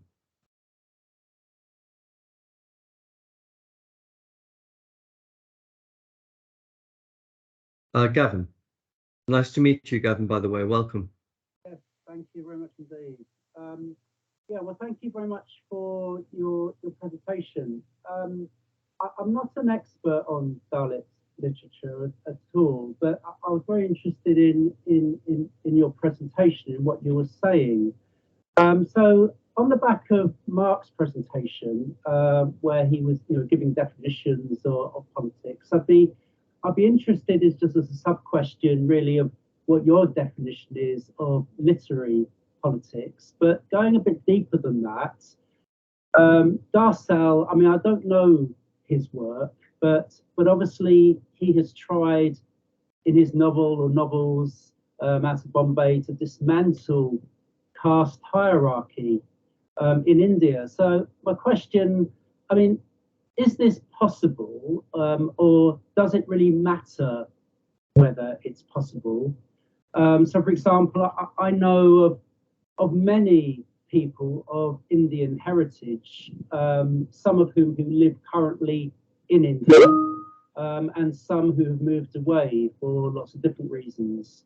And most of them, in conversation with them, they would certainly not tolerate at all any dismantling of that hierarchy. I mean, personally, I mean, I don't agree with the notion of caste hierarchy. I mean, and my question really is, I mean, is that political, or is it sociological, or is it both?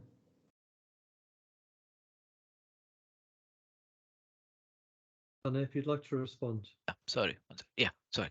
Hopefully audible now. I don't know why, but the mic button was glitching. Anyway, thank you, Gavin. Really interesting questions. I think just very quickly on the question of sort of the definition of politics, I think it's in this paper, I'm sort of working with a very sort of Rancierian definition, and I'm trying to identify both how Rancier's account of literary politics and therefore his definition of the politics of literature is really problematized by the moment we sort of move away from, in a sense, the way I like to think about it at least, is the way we travel, right? Or the way Rancier's account travels from like the 19th century French realist novel to this sort of late 20th century Marathi literature in Bombay, right? So there's that on that front. On the question of of caste and its persistence, or what, and sort of the eradication of caste, or quoting Ambedkar very directly, we can call the annihilation of caste, right? I think that's exactly what is the Dalit Panthers, and that the tradition in which Dhasal and Bagul are writing are sort of speaking back to the Dalit movement that they found themselves surrounded by at the time, right? Because at the time, realist readings of Dalit literature, right, said, oh, we can, right? The caste is, there is some sort of future, right? There is a sort of future moment of liberation, emancipation that is available to us, right? And Dhasal and Bagul are saying, or at least in my reading, are saying, no, that doesn't really exist. There is no such. So there is no such sort of emancipatory future available to us. Caste is everywhere, and it is persistent, and it doesn't sort of disappear. And I think that's what they're doing in their work. And so they're sort of saying, okay, well, how do we respond then to, so what does Dalit politics mean in the context of this sort of the pervasive nature of caste? I don't know if that fully responds to sort of what you were asking, but fascinating. Thank you. Are there any other questions online? And if not, I'll turn to the room and ask colleagues to speak loudly if they do have a question, clarification, or anything. Spiros. Say something, yes. Once more, I have the same feeling. It's about voices and can you hear, Tanay? Give voices to the creatures. And so I'm picking up a very nice verse, Tanay. It says creatures of an untouched language. And I'm trying to, if you don't mind, to paraphrase them by using Marx's conceptualization. Creatures are voices, creatures are agencies, or materiality, as the Marx says, and creatures of an untouched. So it's a kind of revelation there. You have to discover something of an untouched language, which is the linguistic part of your analysis there, Mark, if I'm not wrong. So in racial terms now, if I'm not wrong, Tanay, your final, conclusion there is that we have the invisible, because you say the politics of invisibility, and in a sense we try through literature, to make the invisible visible. So we say the politics of invisible or invisibility, and the statics or the static of visibility. So in a sense, we use literature or literary texts in order to bring to the fore, the invisible. So in Marx terms, it's this critical connection between materiality, creatures, and the language, linguistic, and it is very interesting for me. I don't know if this is a way to see the things, to use literature as a vehicle in order to reveal, the invisible, which is creatures, voices, agencies, materiality, whatever it may be. I don't know. Thank you, Spiros. Tanay. And we have one question from Lorena as well, and then I think we'll have to finish, I'm afraid, so colleagues can send you other questions. Tanay. Yeah. No, thank you, Spiros. I think great, again, a great question. And that one line that you picked up is something that I've also personally just spent so much time over, because I think it's such a powerful, that whole stanza in that poem is so powerful. I think it's interesting that you mentioned that sort of Dhasal speaks about creatures, and then he says, okay, and then you suggest that creatures have voice. Yes, but I think partly also, to me, what Dhasal is trying to do is that creatures also have noise. Right? Creatures make noise, and it's that noise that I think for him is much more significant, because partly the crisis is that the moment we discover this untouched language, the moment we sort of move beyond and sort of make visible, right? And this is my reading of Dhasal, right? For Dalit bodies to become visible is already the crisis, is already to be killed, right? Dalit individuals are not supposed to be seen. They're not supposed to be heard, right? The moment you stand up, the moment you make yourself visible, right? This whole apparatus of caste, of the laws of Manu, comes crashing down on you. So I think for Dhasal, the question also becomes then, well, how can we sort of enact some sort of a resistance that is about invisibility, about illegibility, right? About sort of evasion, and not evasion in the sort of just in the stepping away sense, as I sort of pointed out in the presentation, right? So I think it's really interesting, and I think this also continues to sort of touch on themes that Mark spoke about earlier in his presentation. But I'm not entirely convinced that at least in the narrow context of Dhasal and Bagul, right? I'm not entirely convinced that they're trying to write something that makes visible, Dalit social life, or the reality of sort of the brutalization of Dalit bodies, for example. I don't think that's what they're after. I think what they're after is to say, well, that's already been done. We already know that, because both of these are Dalit authors, so they're sort of already living this reality. I think what they're after is what kind of politics is possible when that visibility is fundamentally impossible, right? I don't know if that's a full response, but maybe at least a prompt for a further discussion. We have a last question from Lorena, and then we'll have a 10-minute break before Ricardo speaks to us about the questions of the political in the context of the Chilean, I put in inverted commas, revolution. Lorena. Thank you. Hi, Tanay. Can you hear me properly? Yeah. Can you see us? No. No, I can see Mark. Okay, it's okay. No worries. Well, thank you for your presentation. It was absolutely beautiful. I wish we could have lingered a bit more on some passages, but thanks anyway. And I think, I don't know if you were in the Herman's presentation in the Relationality Conference. I think he might speak about something similar today. But there are so many communicating threads because he also approaches the concept of noise and fugitivity, and I really look forward to maybe seeing a dialogue between you. So my question is basically just a quick clarification on, you were speaking about at some point earlier on the distinction or the way in which literary dissensus operates in a different way from political dissensus. I was wondering if you could expand a little bit on that, please. Yeah, thanks, Lorena. That's something I take very straightforwardly from Roncier's. I think the essay is called "Literary Misunderstanding." It's in sort of his volume on the politics of literature.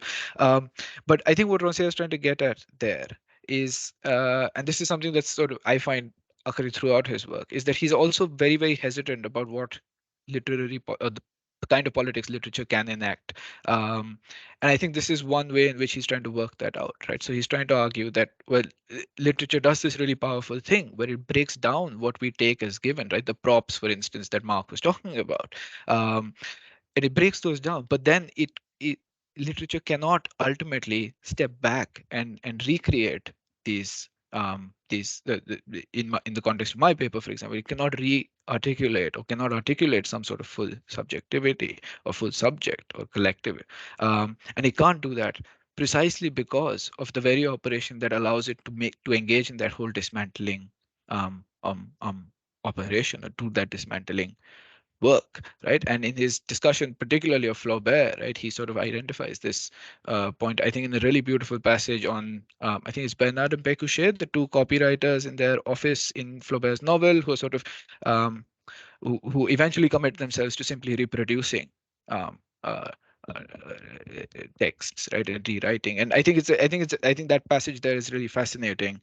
But I think this is the broad tenor of sort of Roncier's argument there, is that literature tries to do something that it really cannot do, but it can't do that precisely because what it really does well is what precludes it from then having this sort of outsized political potency that other sort of theorizations of literary politics think it does. So I'm sorry, Lorena, I'm going to end because otherwise Ricardo won't be able to have his time. I'm really sorry, Tanay, we have to end now. We're going to take a 10-minute break and we'll be back at 11:50 for Ricardo's paper.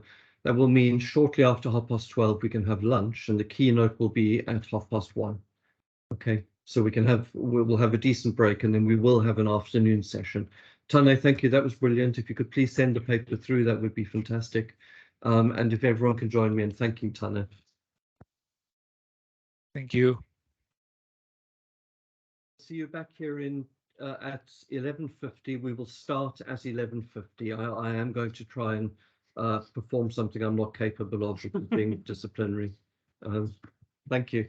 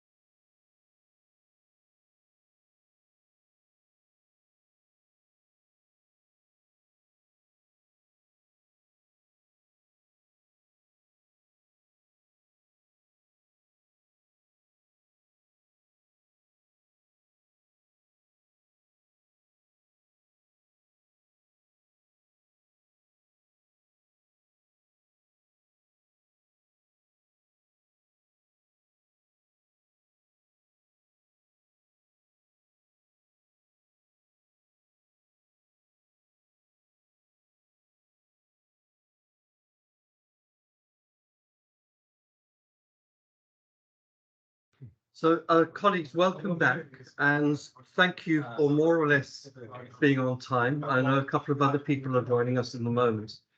It's a great pleasure for me to welcome Ricardo Camargo from the University of Chile, based in Santiago, here today.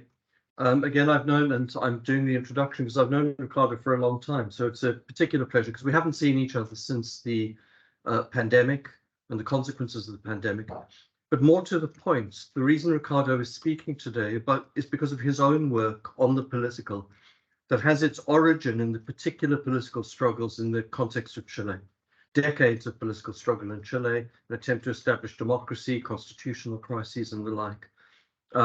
So I'm sure that we will learn today as well about the ways in which we conceptualize the political in a political context that is rather different, and which still suffers the remainders, as I'm sure we'll be reminded, of the Chilean dictatorship until the mid-1980s. But Ricardo, thank you. It's wonderful to have you here. I hope that you enjoy your time. Thank you. Thank you. First of all, I want to thank my good friend Mark for inviting me to this workshop in Brighton. Although I haven't still had the chance to meet Alexis McAllister, as my son insisted to meet him when I let him know that I'm coming to Brighton. But anyway, I think I'm gonna take 20 or 32 minutes, no more. And what I'm going to present in this workshop is 3 theses, I would say, in 3 lessons from the current Chilean political situation in regard what I have called the relation between the politics understood as a political order and the political, which I'm going to understand preliminary as an energy of popular will of antagonism. Of course, with this I'm referring to the distinction between the political and politics formulated among other by our friends Oliver Marchand yesterday, but I will use this specific meaning of the terms, if you will, much more open or in dispute. That is to say, the politics will only denote in my presentation a political order, whatever its ideological direction, and the political will mean an antagonistic energy that seeks a point of equilibrium by establishing an inclusive exclusion otherness.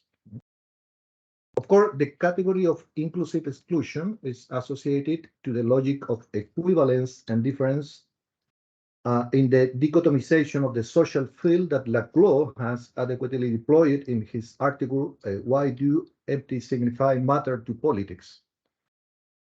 Indeed, in his work, Laclau develops the notion of the limits as a condition of possibility and impossibility of a system of signification, and the limits of the system must be something that is beyond such a system.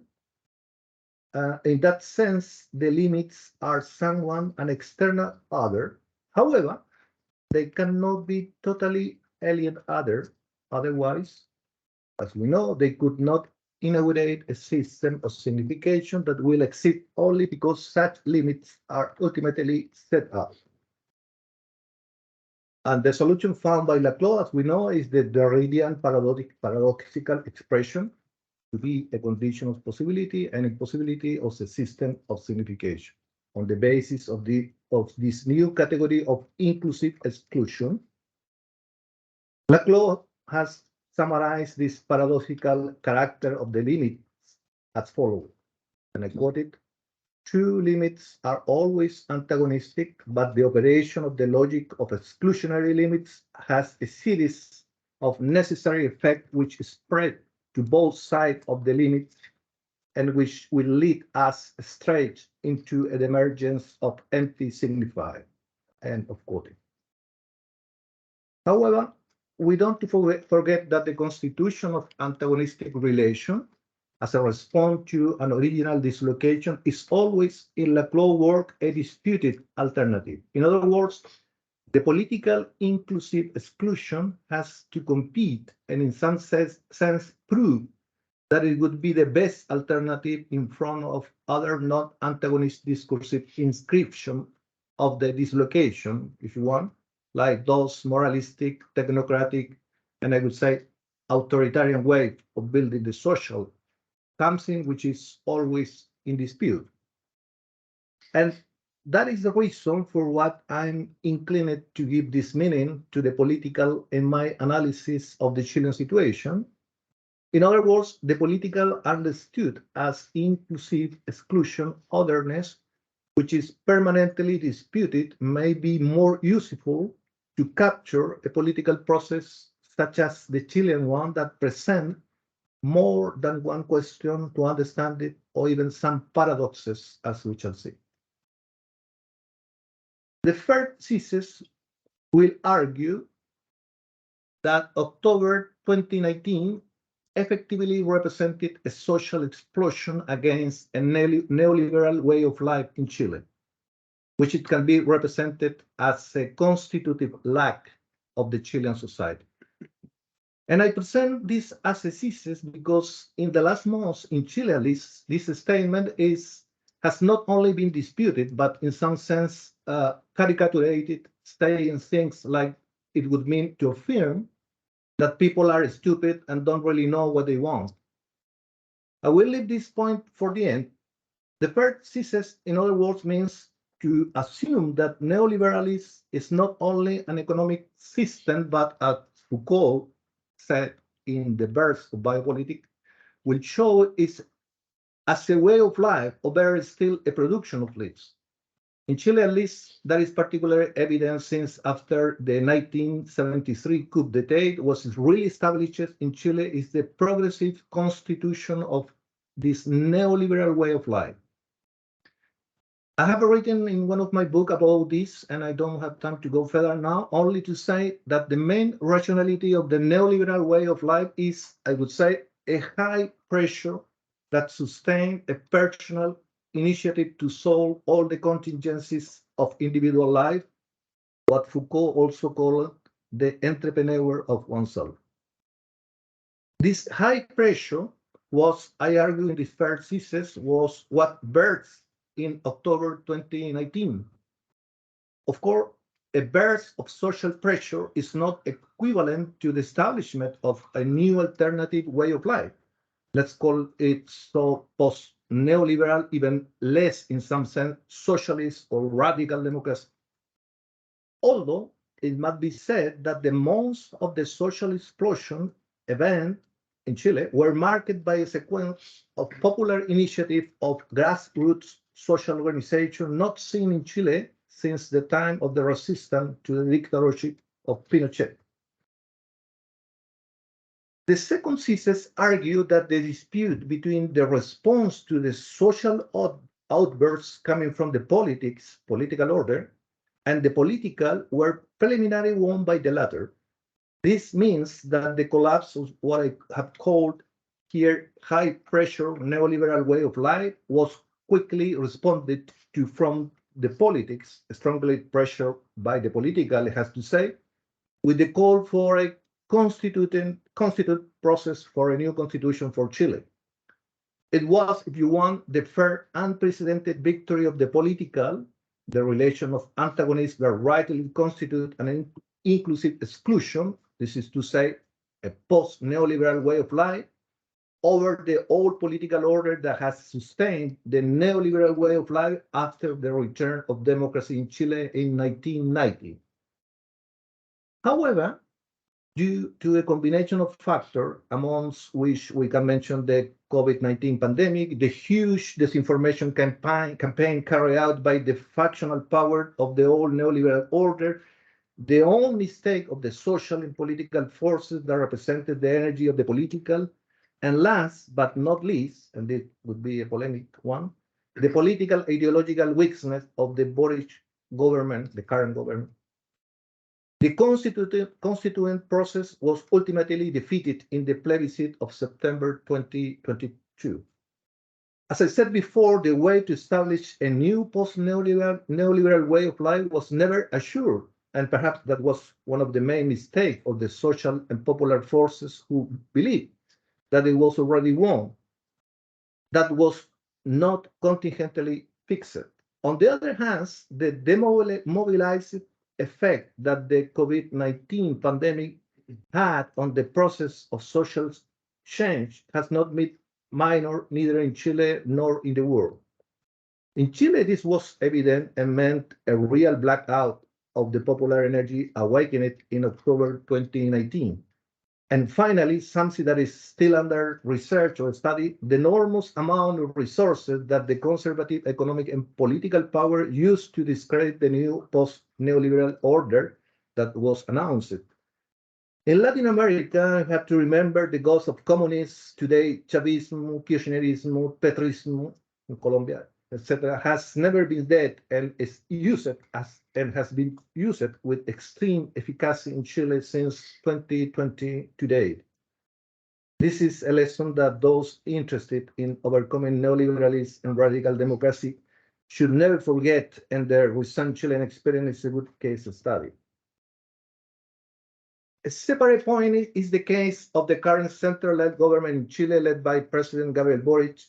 It should be said first that this is a government that in its original coalition, Apruebo Dignidad, was never a majority political forces.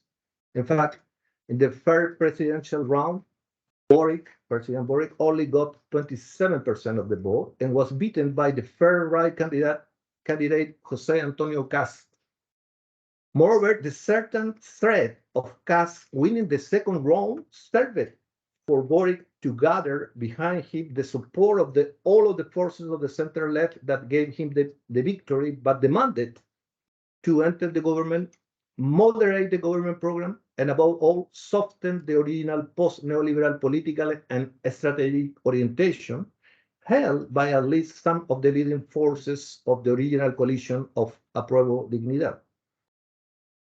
This political compromise, marked by political realism, I have to say, ended to be very catastrophic for the first 7 months of the government, which coincided with the final 7 months of the process for a new constitution before the September 2022 referendum.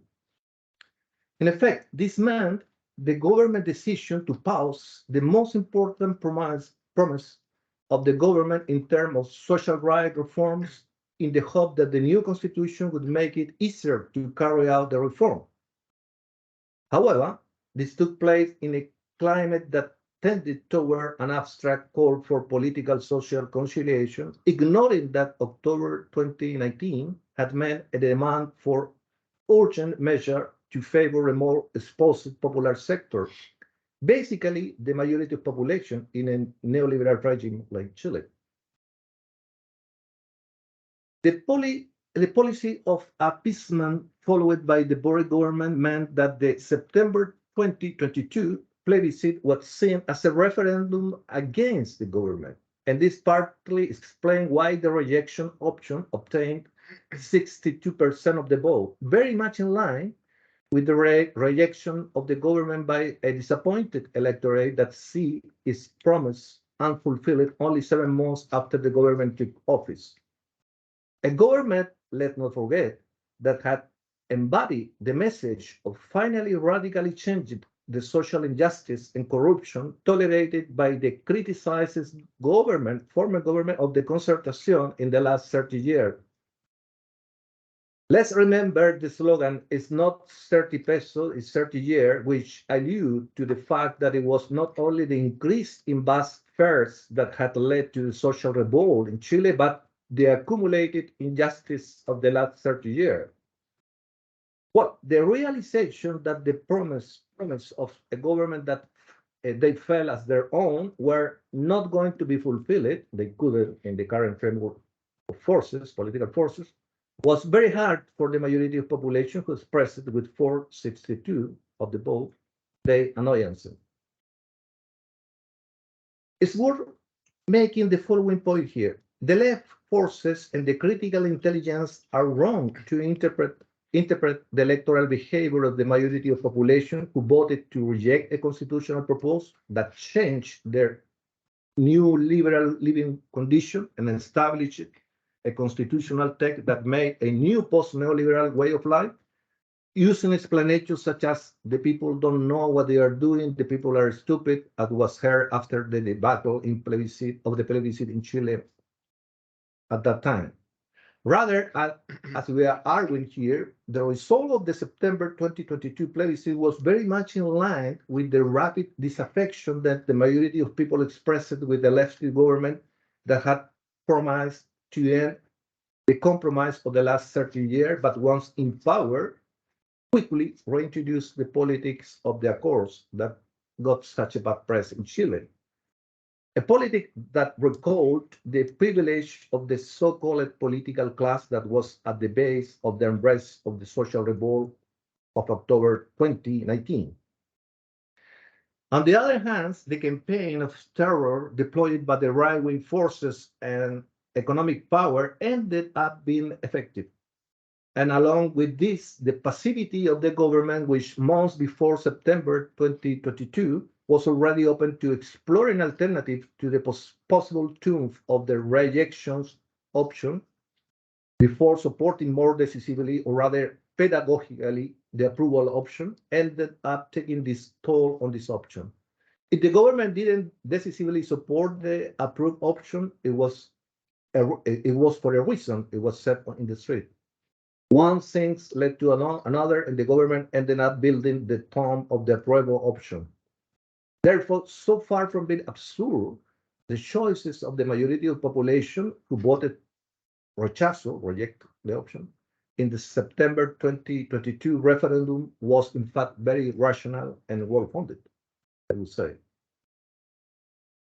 Third thesis, which is in full swing, argue that a response from traditional politics to the social outbursts of October 2019 has been constituted, which, although it may give rise to a new constitution because it's devoid of the political, will have a reserved prognosis of effectiveness. This means that in the coming years in Chile, it will be very likely to see a revival of the popular energy of October 2019, but not necessarily in pursuit of a post-neoliberal order, but in favor of authoritarian right-wing populist options, which are the ones that have capitalized on popular discontent once the forces of the left and center-left have had to assume the task and pay the high cost of it, of administering a formula from the politics, the power from the political. A paradox with the face of great tragedy. Let me give you a brief update of the process. Last Sunday, May 7, there was a new plebiscite in Chile. It corresponds to the new stage of the process for a new constitution, the result of the agreement reached by the political party after the victory of the rejection option in the referendum of September 2022. It is a phase that has been strongly criticized, I have to say, as it reproduced an institutional arrangement with very little popular participation. Only 70 representatives were elected, mainly from established political forces, and the more right-wing forces obtained the majority, 23 seats. The Republican Party, led by the ultra-liberal conservative Jose Antonio Cas. Representatives of indigenous people were completely marginalized. Neither did the more progressive political forces or the social movement, which had been dominant in the previous phase of the process, gain representation. This showed the pro-establishment, conservative, and right-wing turn of the process that was to be followed by a popular revolt in October 2019. Looking ahead to a new plebiscite in December 2023, the situation from the point of view of deepening democracy and establishing a new, more socially and environmentally balanced order doesn't look very auspicious. And the situation may even be worse as the outcome of the whole institutional order will condition the fate of the current center-left government of President Boric. Unfortunately, we are on the way to the old maxim, nobody knows who they are working for, coming true again. Because as a consequence of one of the most significant social and popular revolt of the last 40 years in Chile, we are likely to end up with a new constitution with a more conservative institutional twist. Furthermore, as many analysts said, after the debacle of the last plebiscite, the future seems to be only one: the almost secure triumph of the right winger in the presidential election of 2025. Lesson. The main lesson that the recent Chilean experience teach about the relationship between the politics and the political are as follows. First of all, the destabilization of such relationship is not assured by a determinate ideological orientation. Moreover, what may at the beginning have been assumed as a social explosion in favor of greater justice, radical democracy, let us call it that, may end up in a consolidation of political, social, and institutional order that is much more conservative and authoritarian than the one that existed at the beginning. And this we should remember. In this, we should remember Laclau, who always insisted that the ideological orientation of hegemony or even populism could be in a transformational or reactionary sense, and Chile showed that this possibility is always latent in its reversal. Second, the role of left-wing government in the midst of these processes is critical not only in the obvious, namely effectively pushing for a radical social and democratic transformation orientation, as would be expected, but also in its passive effect, that is to say, in what they fail to do. This will always be read as a hopelessness and capitalized on by the opposing contested option.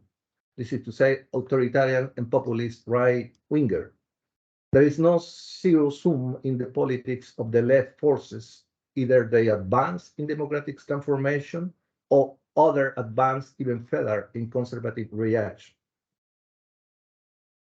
Certainly, in a more theoretical perspective, we could say that the Chilean experience showed the following. The focus that since Laclau at least, the left in the world, and the Chilean left in particular, have placed it on the process of political articulation, even being very skillful in the use of empty signifiers such as new constitution, in the case of Chile, and which led them to government even before that time, if we are allowed to that statement, should not make us forget that I will call here the ideological density of a policy of radical transformation. By this, I mean something that the Chilean left, at least, always had clear in its social and political struggle before 1973 coup d'etat, namely that the struggle for democratic radicalization must always go hand in hand with the struggle for secure social living space or institution. Maybe this is the point of Clark yesterday.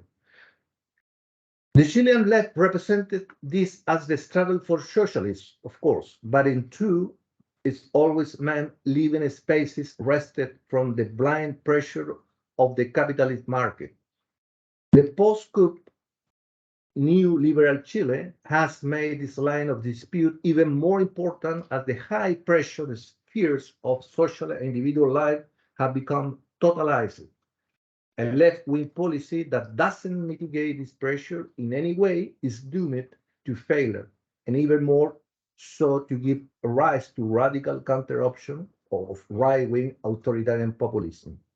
In other words, a sufficiently ideological vision that offers a reading of the concrete scenario in which the emancipatory political dispute takes place is indispensable for the formulation of hegemonic or populist policy. Otherwise, what is at stake here is a disturbing paradox. The left has become impotent and only seems capable of one thing: opening the gate of Hades. We move on from constitution of an inclusive exclusion relation of antagonists to no-antagonist way of relation, one that the other become again an alien to be excluded. I'm gonna stop there and open for discussion. Thank you.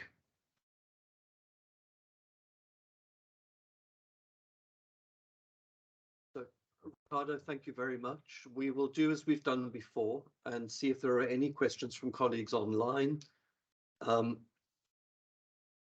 before we turn to the room. Can colleagues online hear me?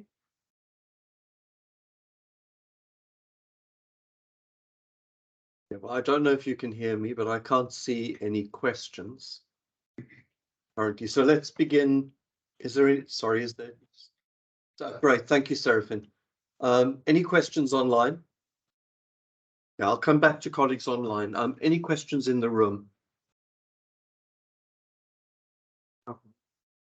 Let's see if others first, and then I see. Yes, this is why I said it. thank you. Colleagues who haven't yet had one, did you? Not yet, please. Not yet, listen. See anyone?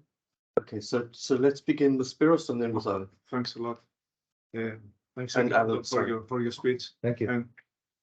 According to your title, it says thinking the political in the Chilean context. Okay, I want to say something about the first part, thinking the political. You made in the beginning of your talk a very clear distinction between the political and the politics, according to Laclau, if I'm not wrong. And in the most of the times, you use, when it comes to the people or the popular, as you said, the word energy. And when it comes to neoliberal, the word order. And it reminds me the two moments in Laclau's analysis about articulation, let's say that is the moment of order. And on the other side, we have the moment of disorder, which is the moment of dislocation or the moment of energy and so on and so forth. So I'm wondering this distinction between disorder and order is a general one.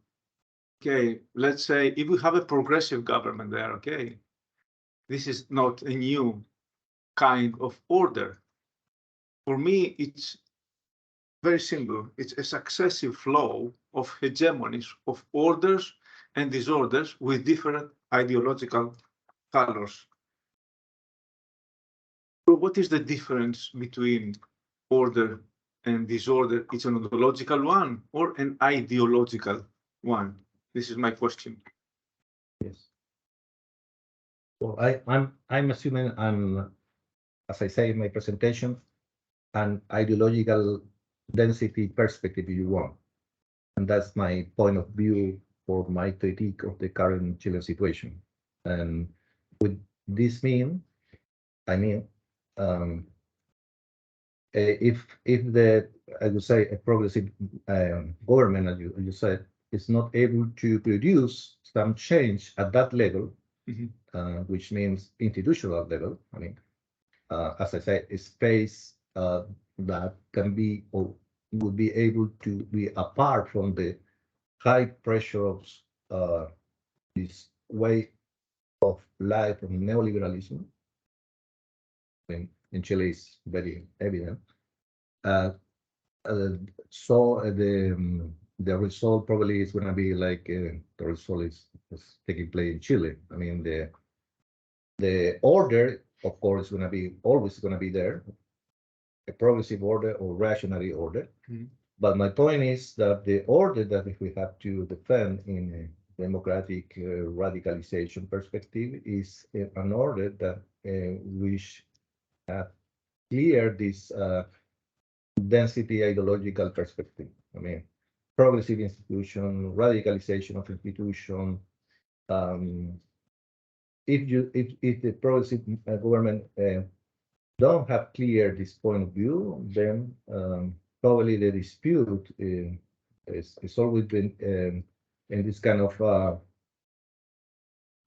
situation, because you have to remember that in 2019, the result of the election was totally the other way around. I mean, the lefty position was the victory position, but now 2 or 3 years after that, we have this totally contrary situation. So how we can explain that? My explanation is that if you are not able to advance position, as Gandhi said, probably, in a democratic struggle, meaning gaining an institution for radical democratization, then the situation is going to be like that. I would say that.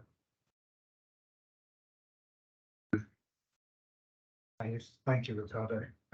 Good talk. I actually read a previous article of yours online in which you discussed Hannah Arendt's notion of revolution alongside Zizek's notion of the act and Vigi's concept of the event. Near the beginning of your talk, you described the events of October 2019 as social explosion against neoliberalism. I think the way you characterized it.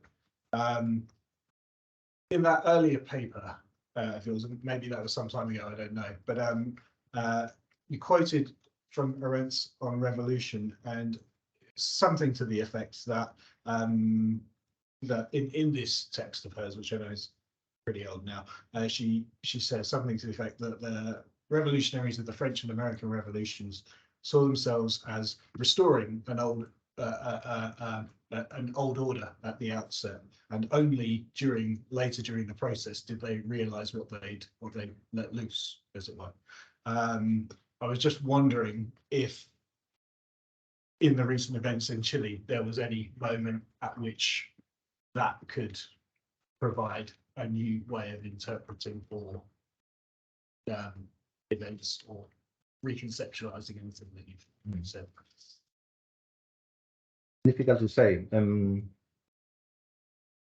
Well, if I recall my presentation, I think I said that during the time of the social revolt in 2019, there was a special time as happening in the situation in which grassroots mobilization was expressed with a political energy, as you said, and many assemblies, local assemblies, territorial assemblies, regional assemblies was put in place.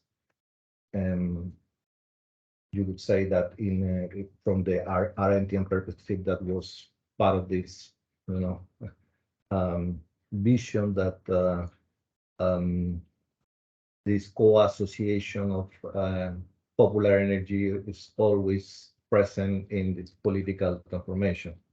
But that really was a short period of time, because immediately after that, there was this kind of institutionalization process, which first of all ended in the first plebiscite, which was the victory of the lefty and social movement process. And that's fine.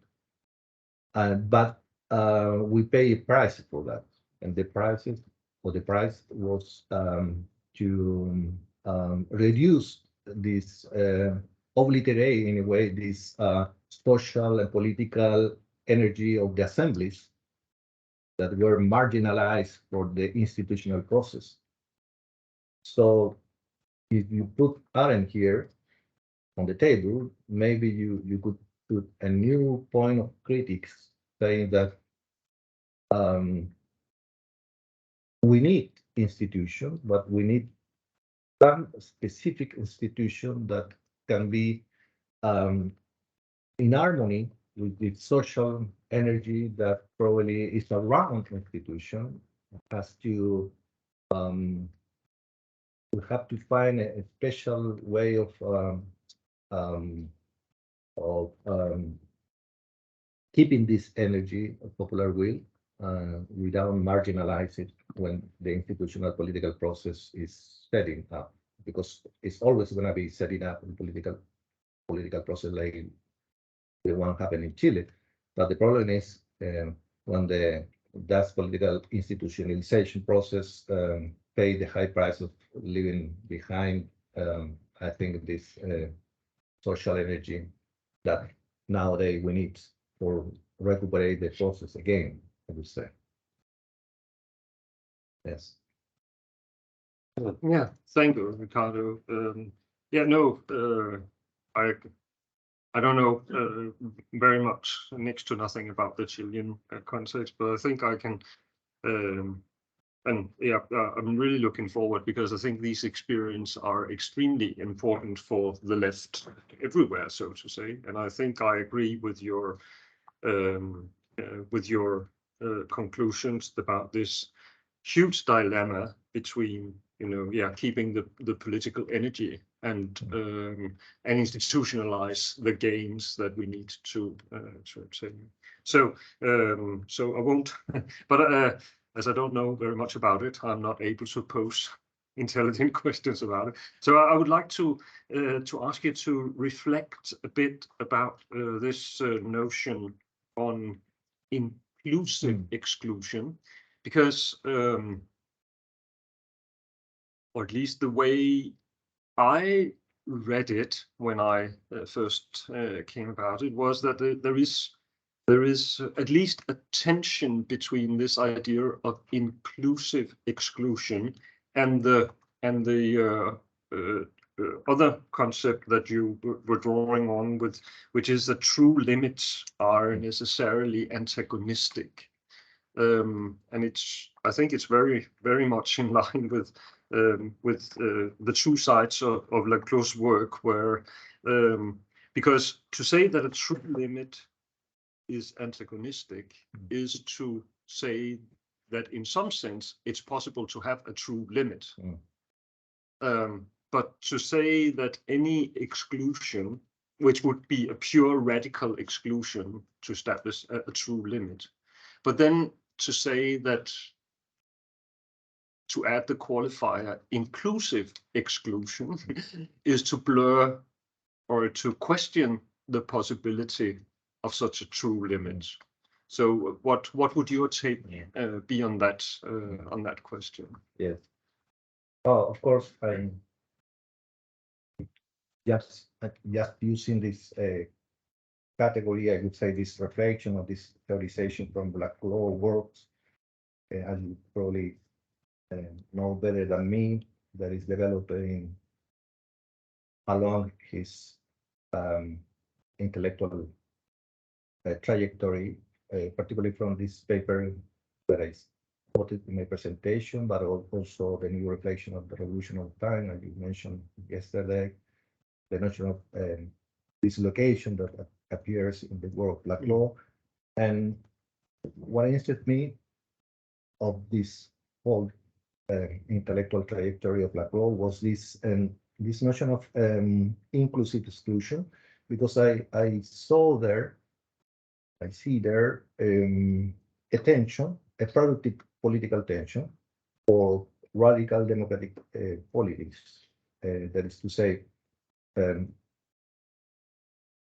of course, it always has to be an otherness in my perspective, at least. But rapidly, this otherness become, as you say, an exclusive inclusion, and something that we have to put aside in order to produce a political community, a political articulation, hegemony, even. But I use it that category because what I try to explain in Chile is the rapid sequence, that move Chilean politics from an inclusive exclusion otherness, I would say, and like in 2019, which is in a way neoliberal way of life. That's the way I represent it. Maybe I know that the discussion yesterday was it would be possible to have this otherness as a whole system or not.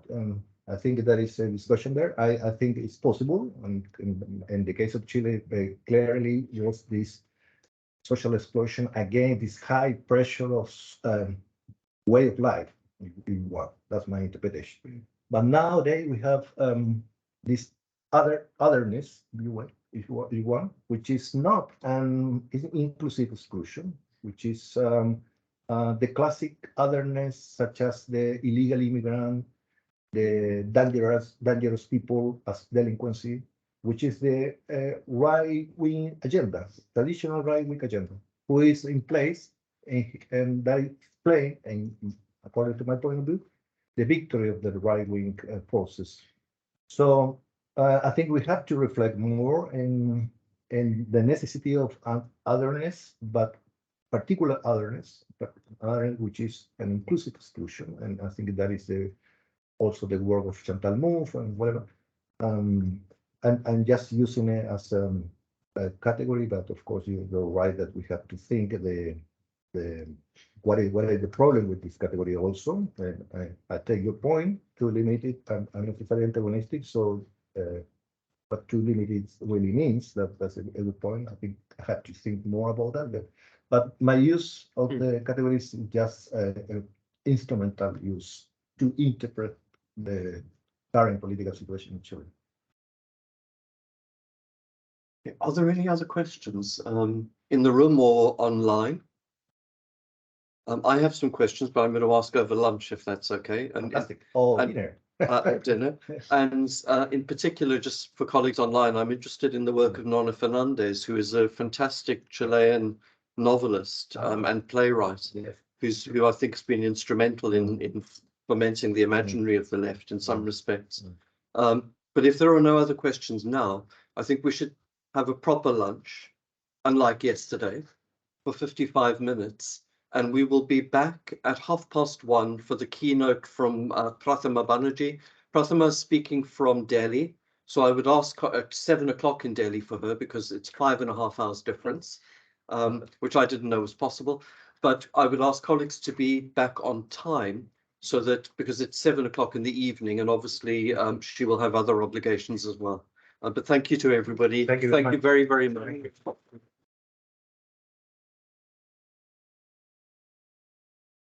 Colleagues, we will see you back here. I'll put the screen on at about 1:20 to test the connection.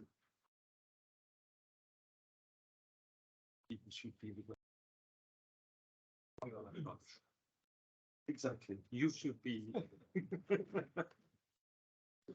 Made of dried strawberries, no sugar. That's close. So it's quite well. I was on that. Yes, you were.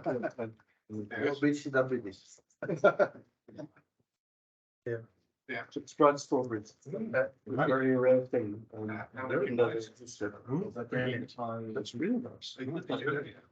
Was that the little the vegetable shop next door? Yeah. That's okay. It's okay. Thanks. No, I mean this. So you clear out the fence, sending the picture. I don't know. 3 or 4 pictures. I mean, we do you want to pass? No, baseline. Starting procedure. Yes, the front. I wanted to continue my discussion with Ricardo. Why my question? Because in the conventional wisdom, in the mainstream approach, we tend to believe that order is the positive one and disorder is the negative one. In your presentation, okay, I have the feeling that you say, this is true for me when it comes to the cloud, that this disorder, or the moment of dislocation, or the moment of popular is the positive one. In the Sure, walk in English, but I'm not. I want to get out of here so I can get something to eat. Okay, just because otherwise I'm gonna run out of time, because I've got to come back early. Okay. So I can set things up. Okay. They're not in depth. Very in depth. You don't mind doing them while we walk? Sure. Okay. But then it is popular is by definition good. I think this is my main objection. Yeah. We need order and disorder as a conceptual frame. Not really. It will not be. This is why I asked. Yes, let's say. No question about it. Which is a popular if is material, so then we have to say that it's a negative phenomenon. Understand? So about order, it's about different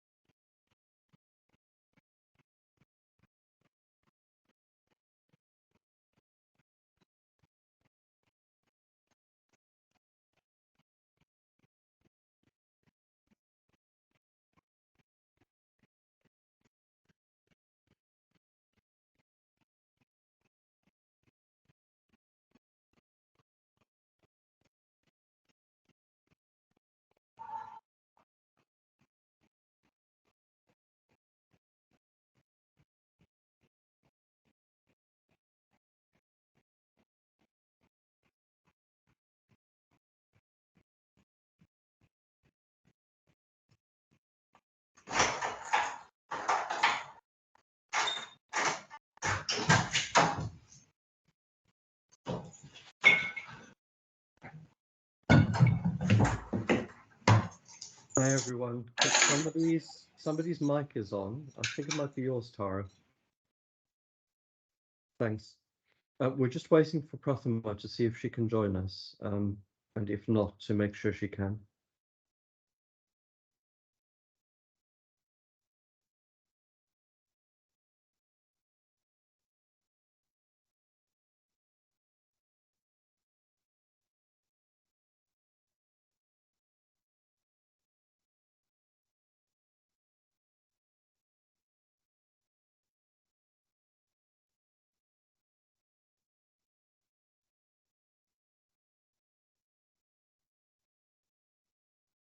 I did that. I asked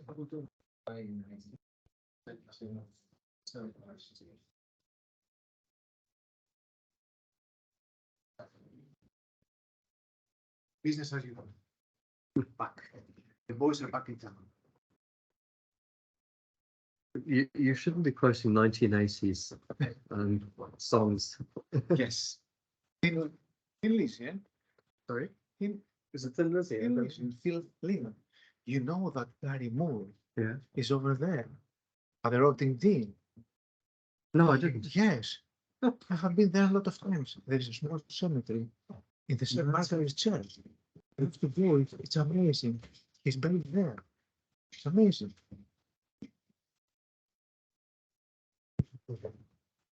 Oh dear. Sorry, I'm just going to focus on the make sure Prathama can join us.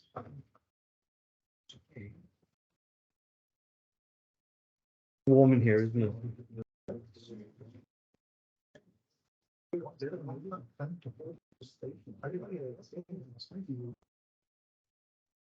Yes, I said it. I take some of you.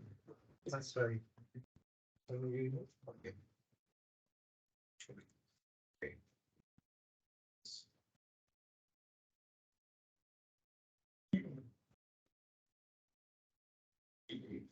I'm going to Prathama, are you with us at all? No. I'm going to try and pull Prathama in.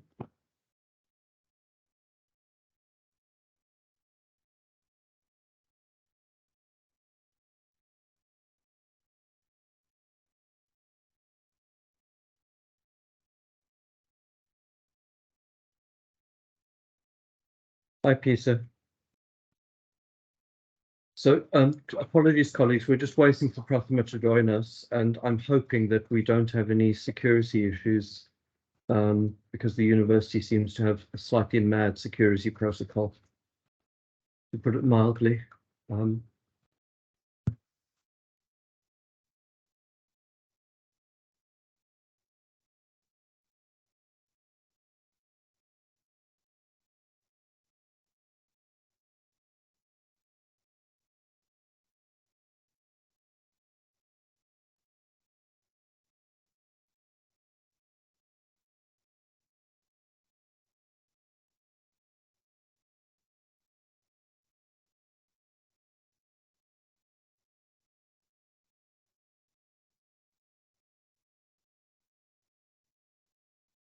Just emailing Prathama now.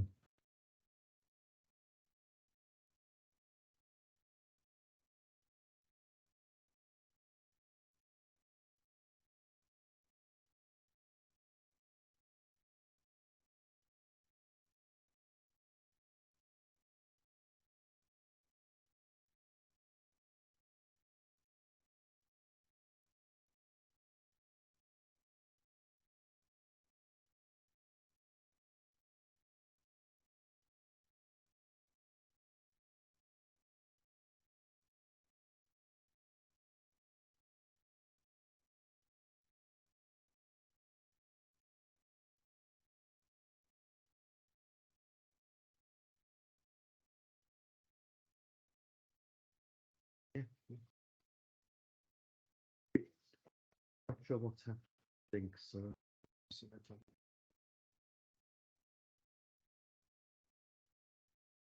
Hi, everyone. If you could just bear with us, I'm very sorry about this. I'm not quite sure what's happened with Prathama. I have contacted her, and we did speak this morning, and she said it will all be okay. So I'm assuming she's trying to link up with us.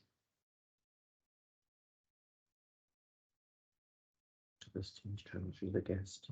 So if we can.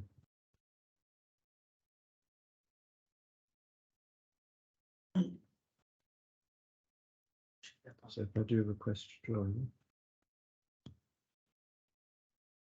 then it doesn't work. Share it in Python.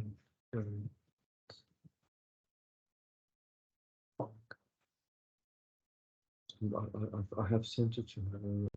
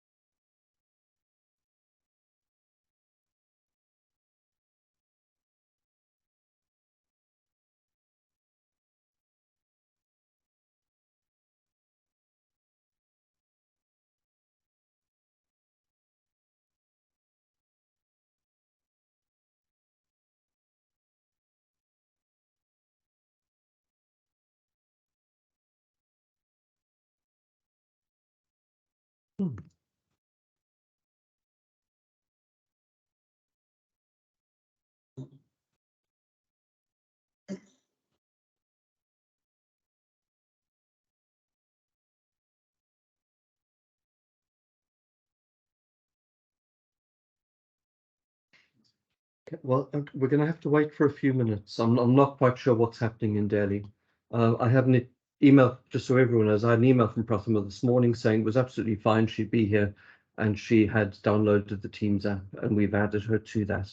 So there may well be a problem connecting on that side.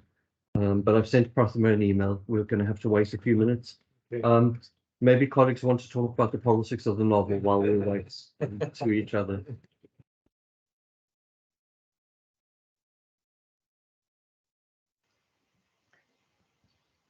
Maybe she has some similar problems that I had yesterday. It only worked for me with the web version of the Teams application, not with the desktop version. Yeah, and that worked. So it only it worked with her. Okay. No, I'm just asking. So I'll send her a message to say that. So only the web version worked with me, and then I had to enter my email address, and then the university sent me an email with an 8-digit verification code, and I had to enter this code into a form at the Teams web app, and then I could join the session. So maybe that's the problem, because it doesn't work for me with a desktop app. I have to use the web app. Prathama is registered as a guest on here, so in theory it should work. But I'll try that as well. Thank you, Seraphin. Same thing with Zoom. You have to log in on the web rather than use the desktop app. Yeah.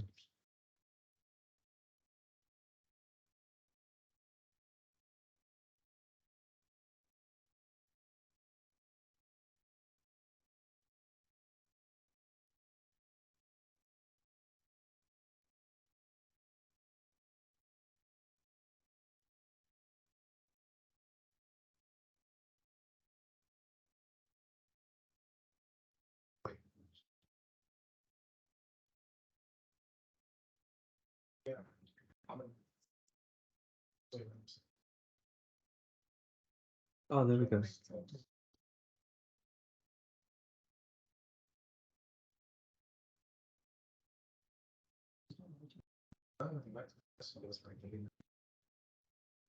it's just not suited to. Yeah, just send a message. She's coming. Yes, it seems. So, yes.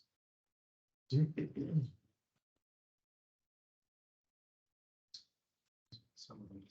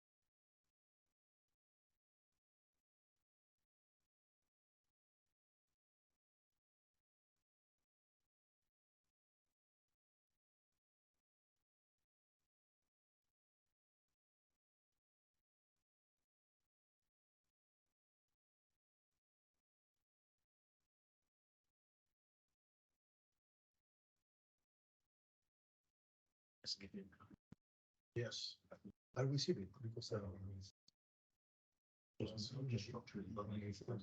maybe you.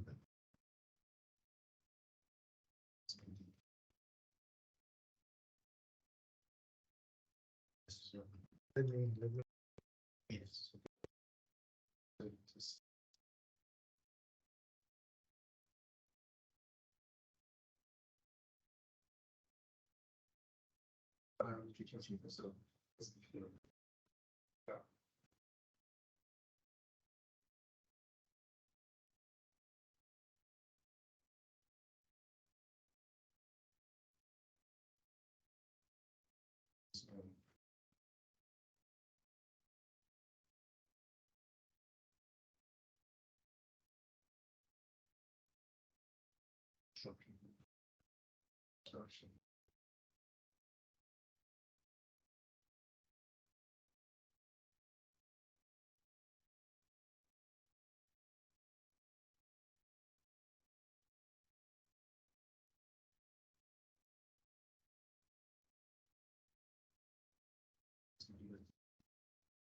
Yeah.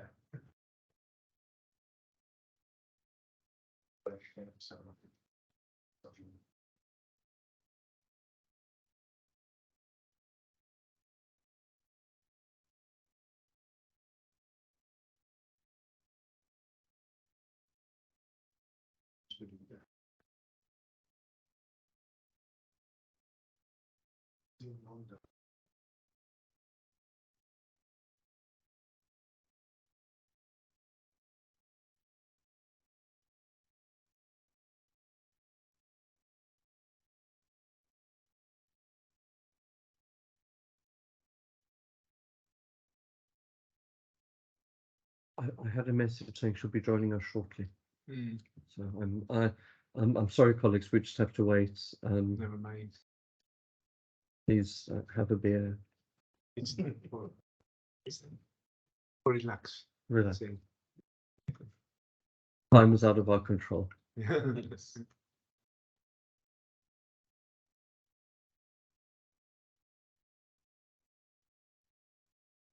If you're kind to listen, I'm going to indicate a lot of things which are technological conceptual, okay, in relations here. No, it's relax or anything. It sounds amazing. Yes, it's more interesting than automatization. New, okay, let's say window over the new opportunity. Why? Or to include climate crisis and things like that. It's very nice. Yes, you gave me a lot of food for thought today. I'll send you some of the Yes, it's done. the levels of analysis. Then another one, the key concepts. Okay, this critical distinction between human and animal or animality in their regard makes sense absolutely to me in my mind. Thanks.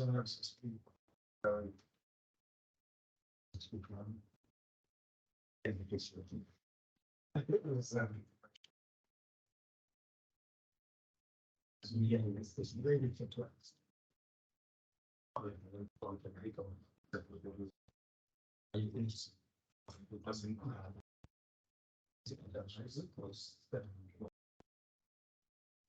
That's the kind of thing he's usually practicing about. It is the bigger term. They really was so.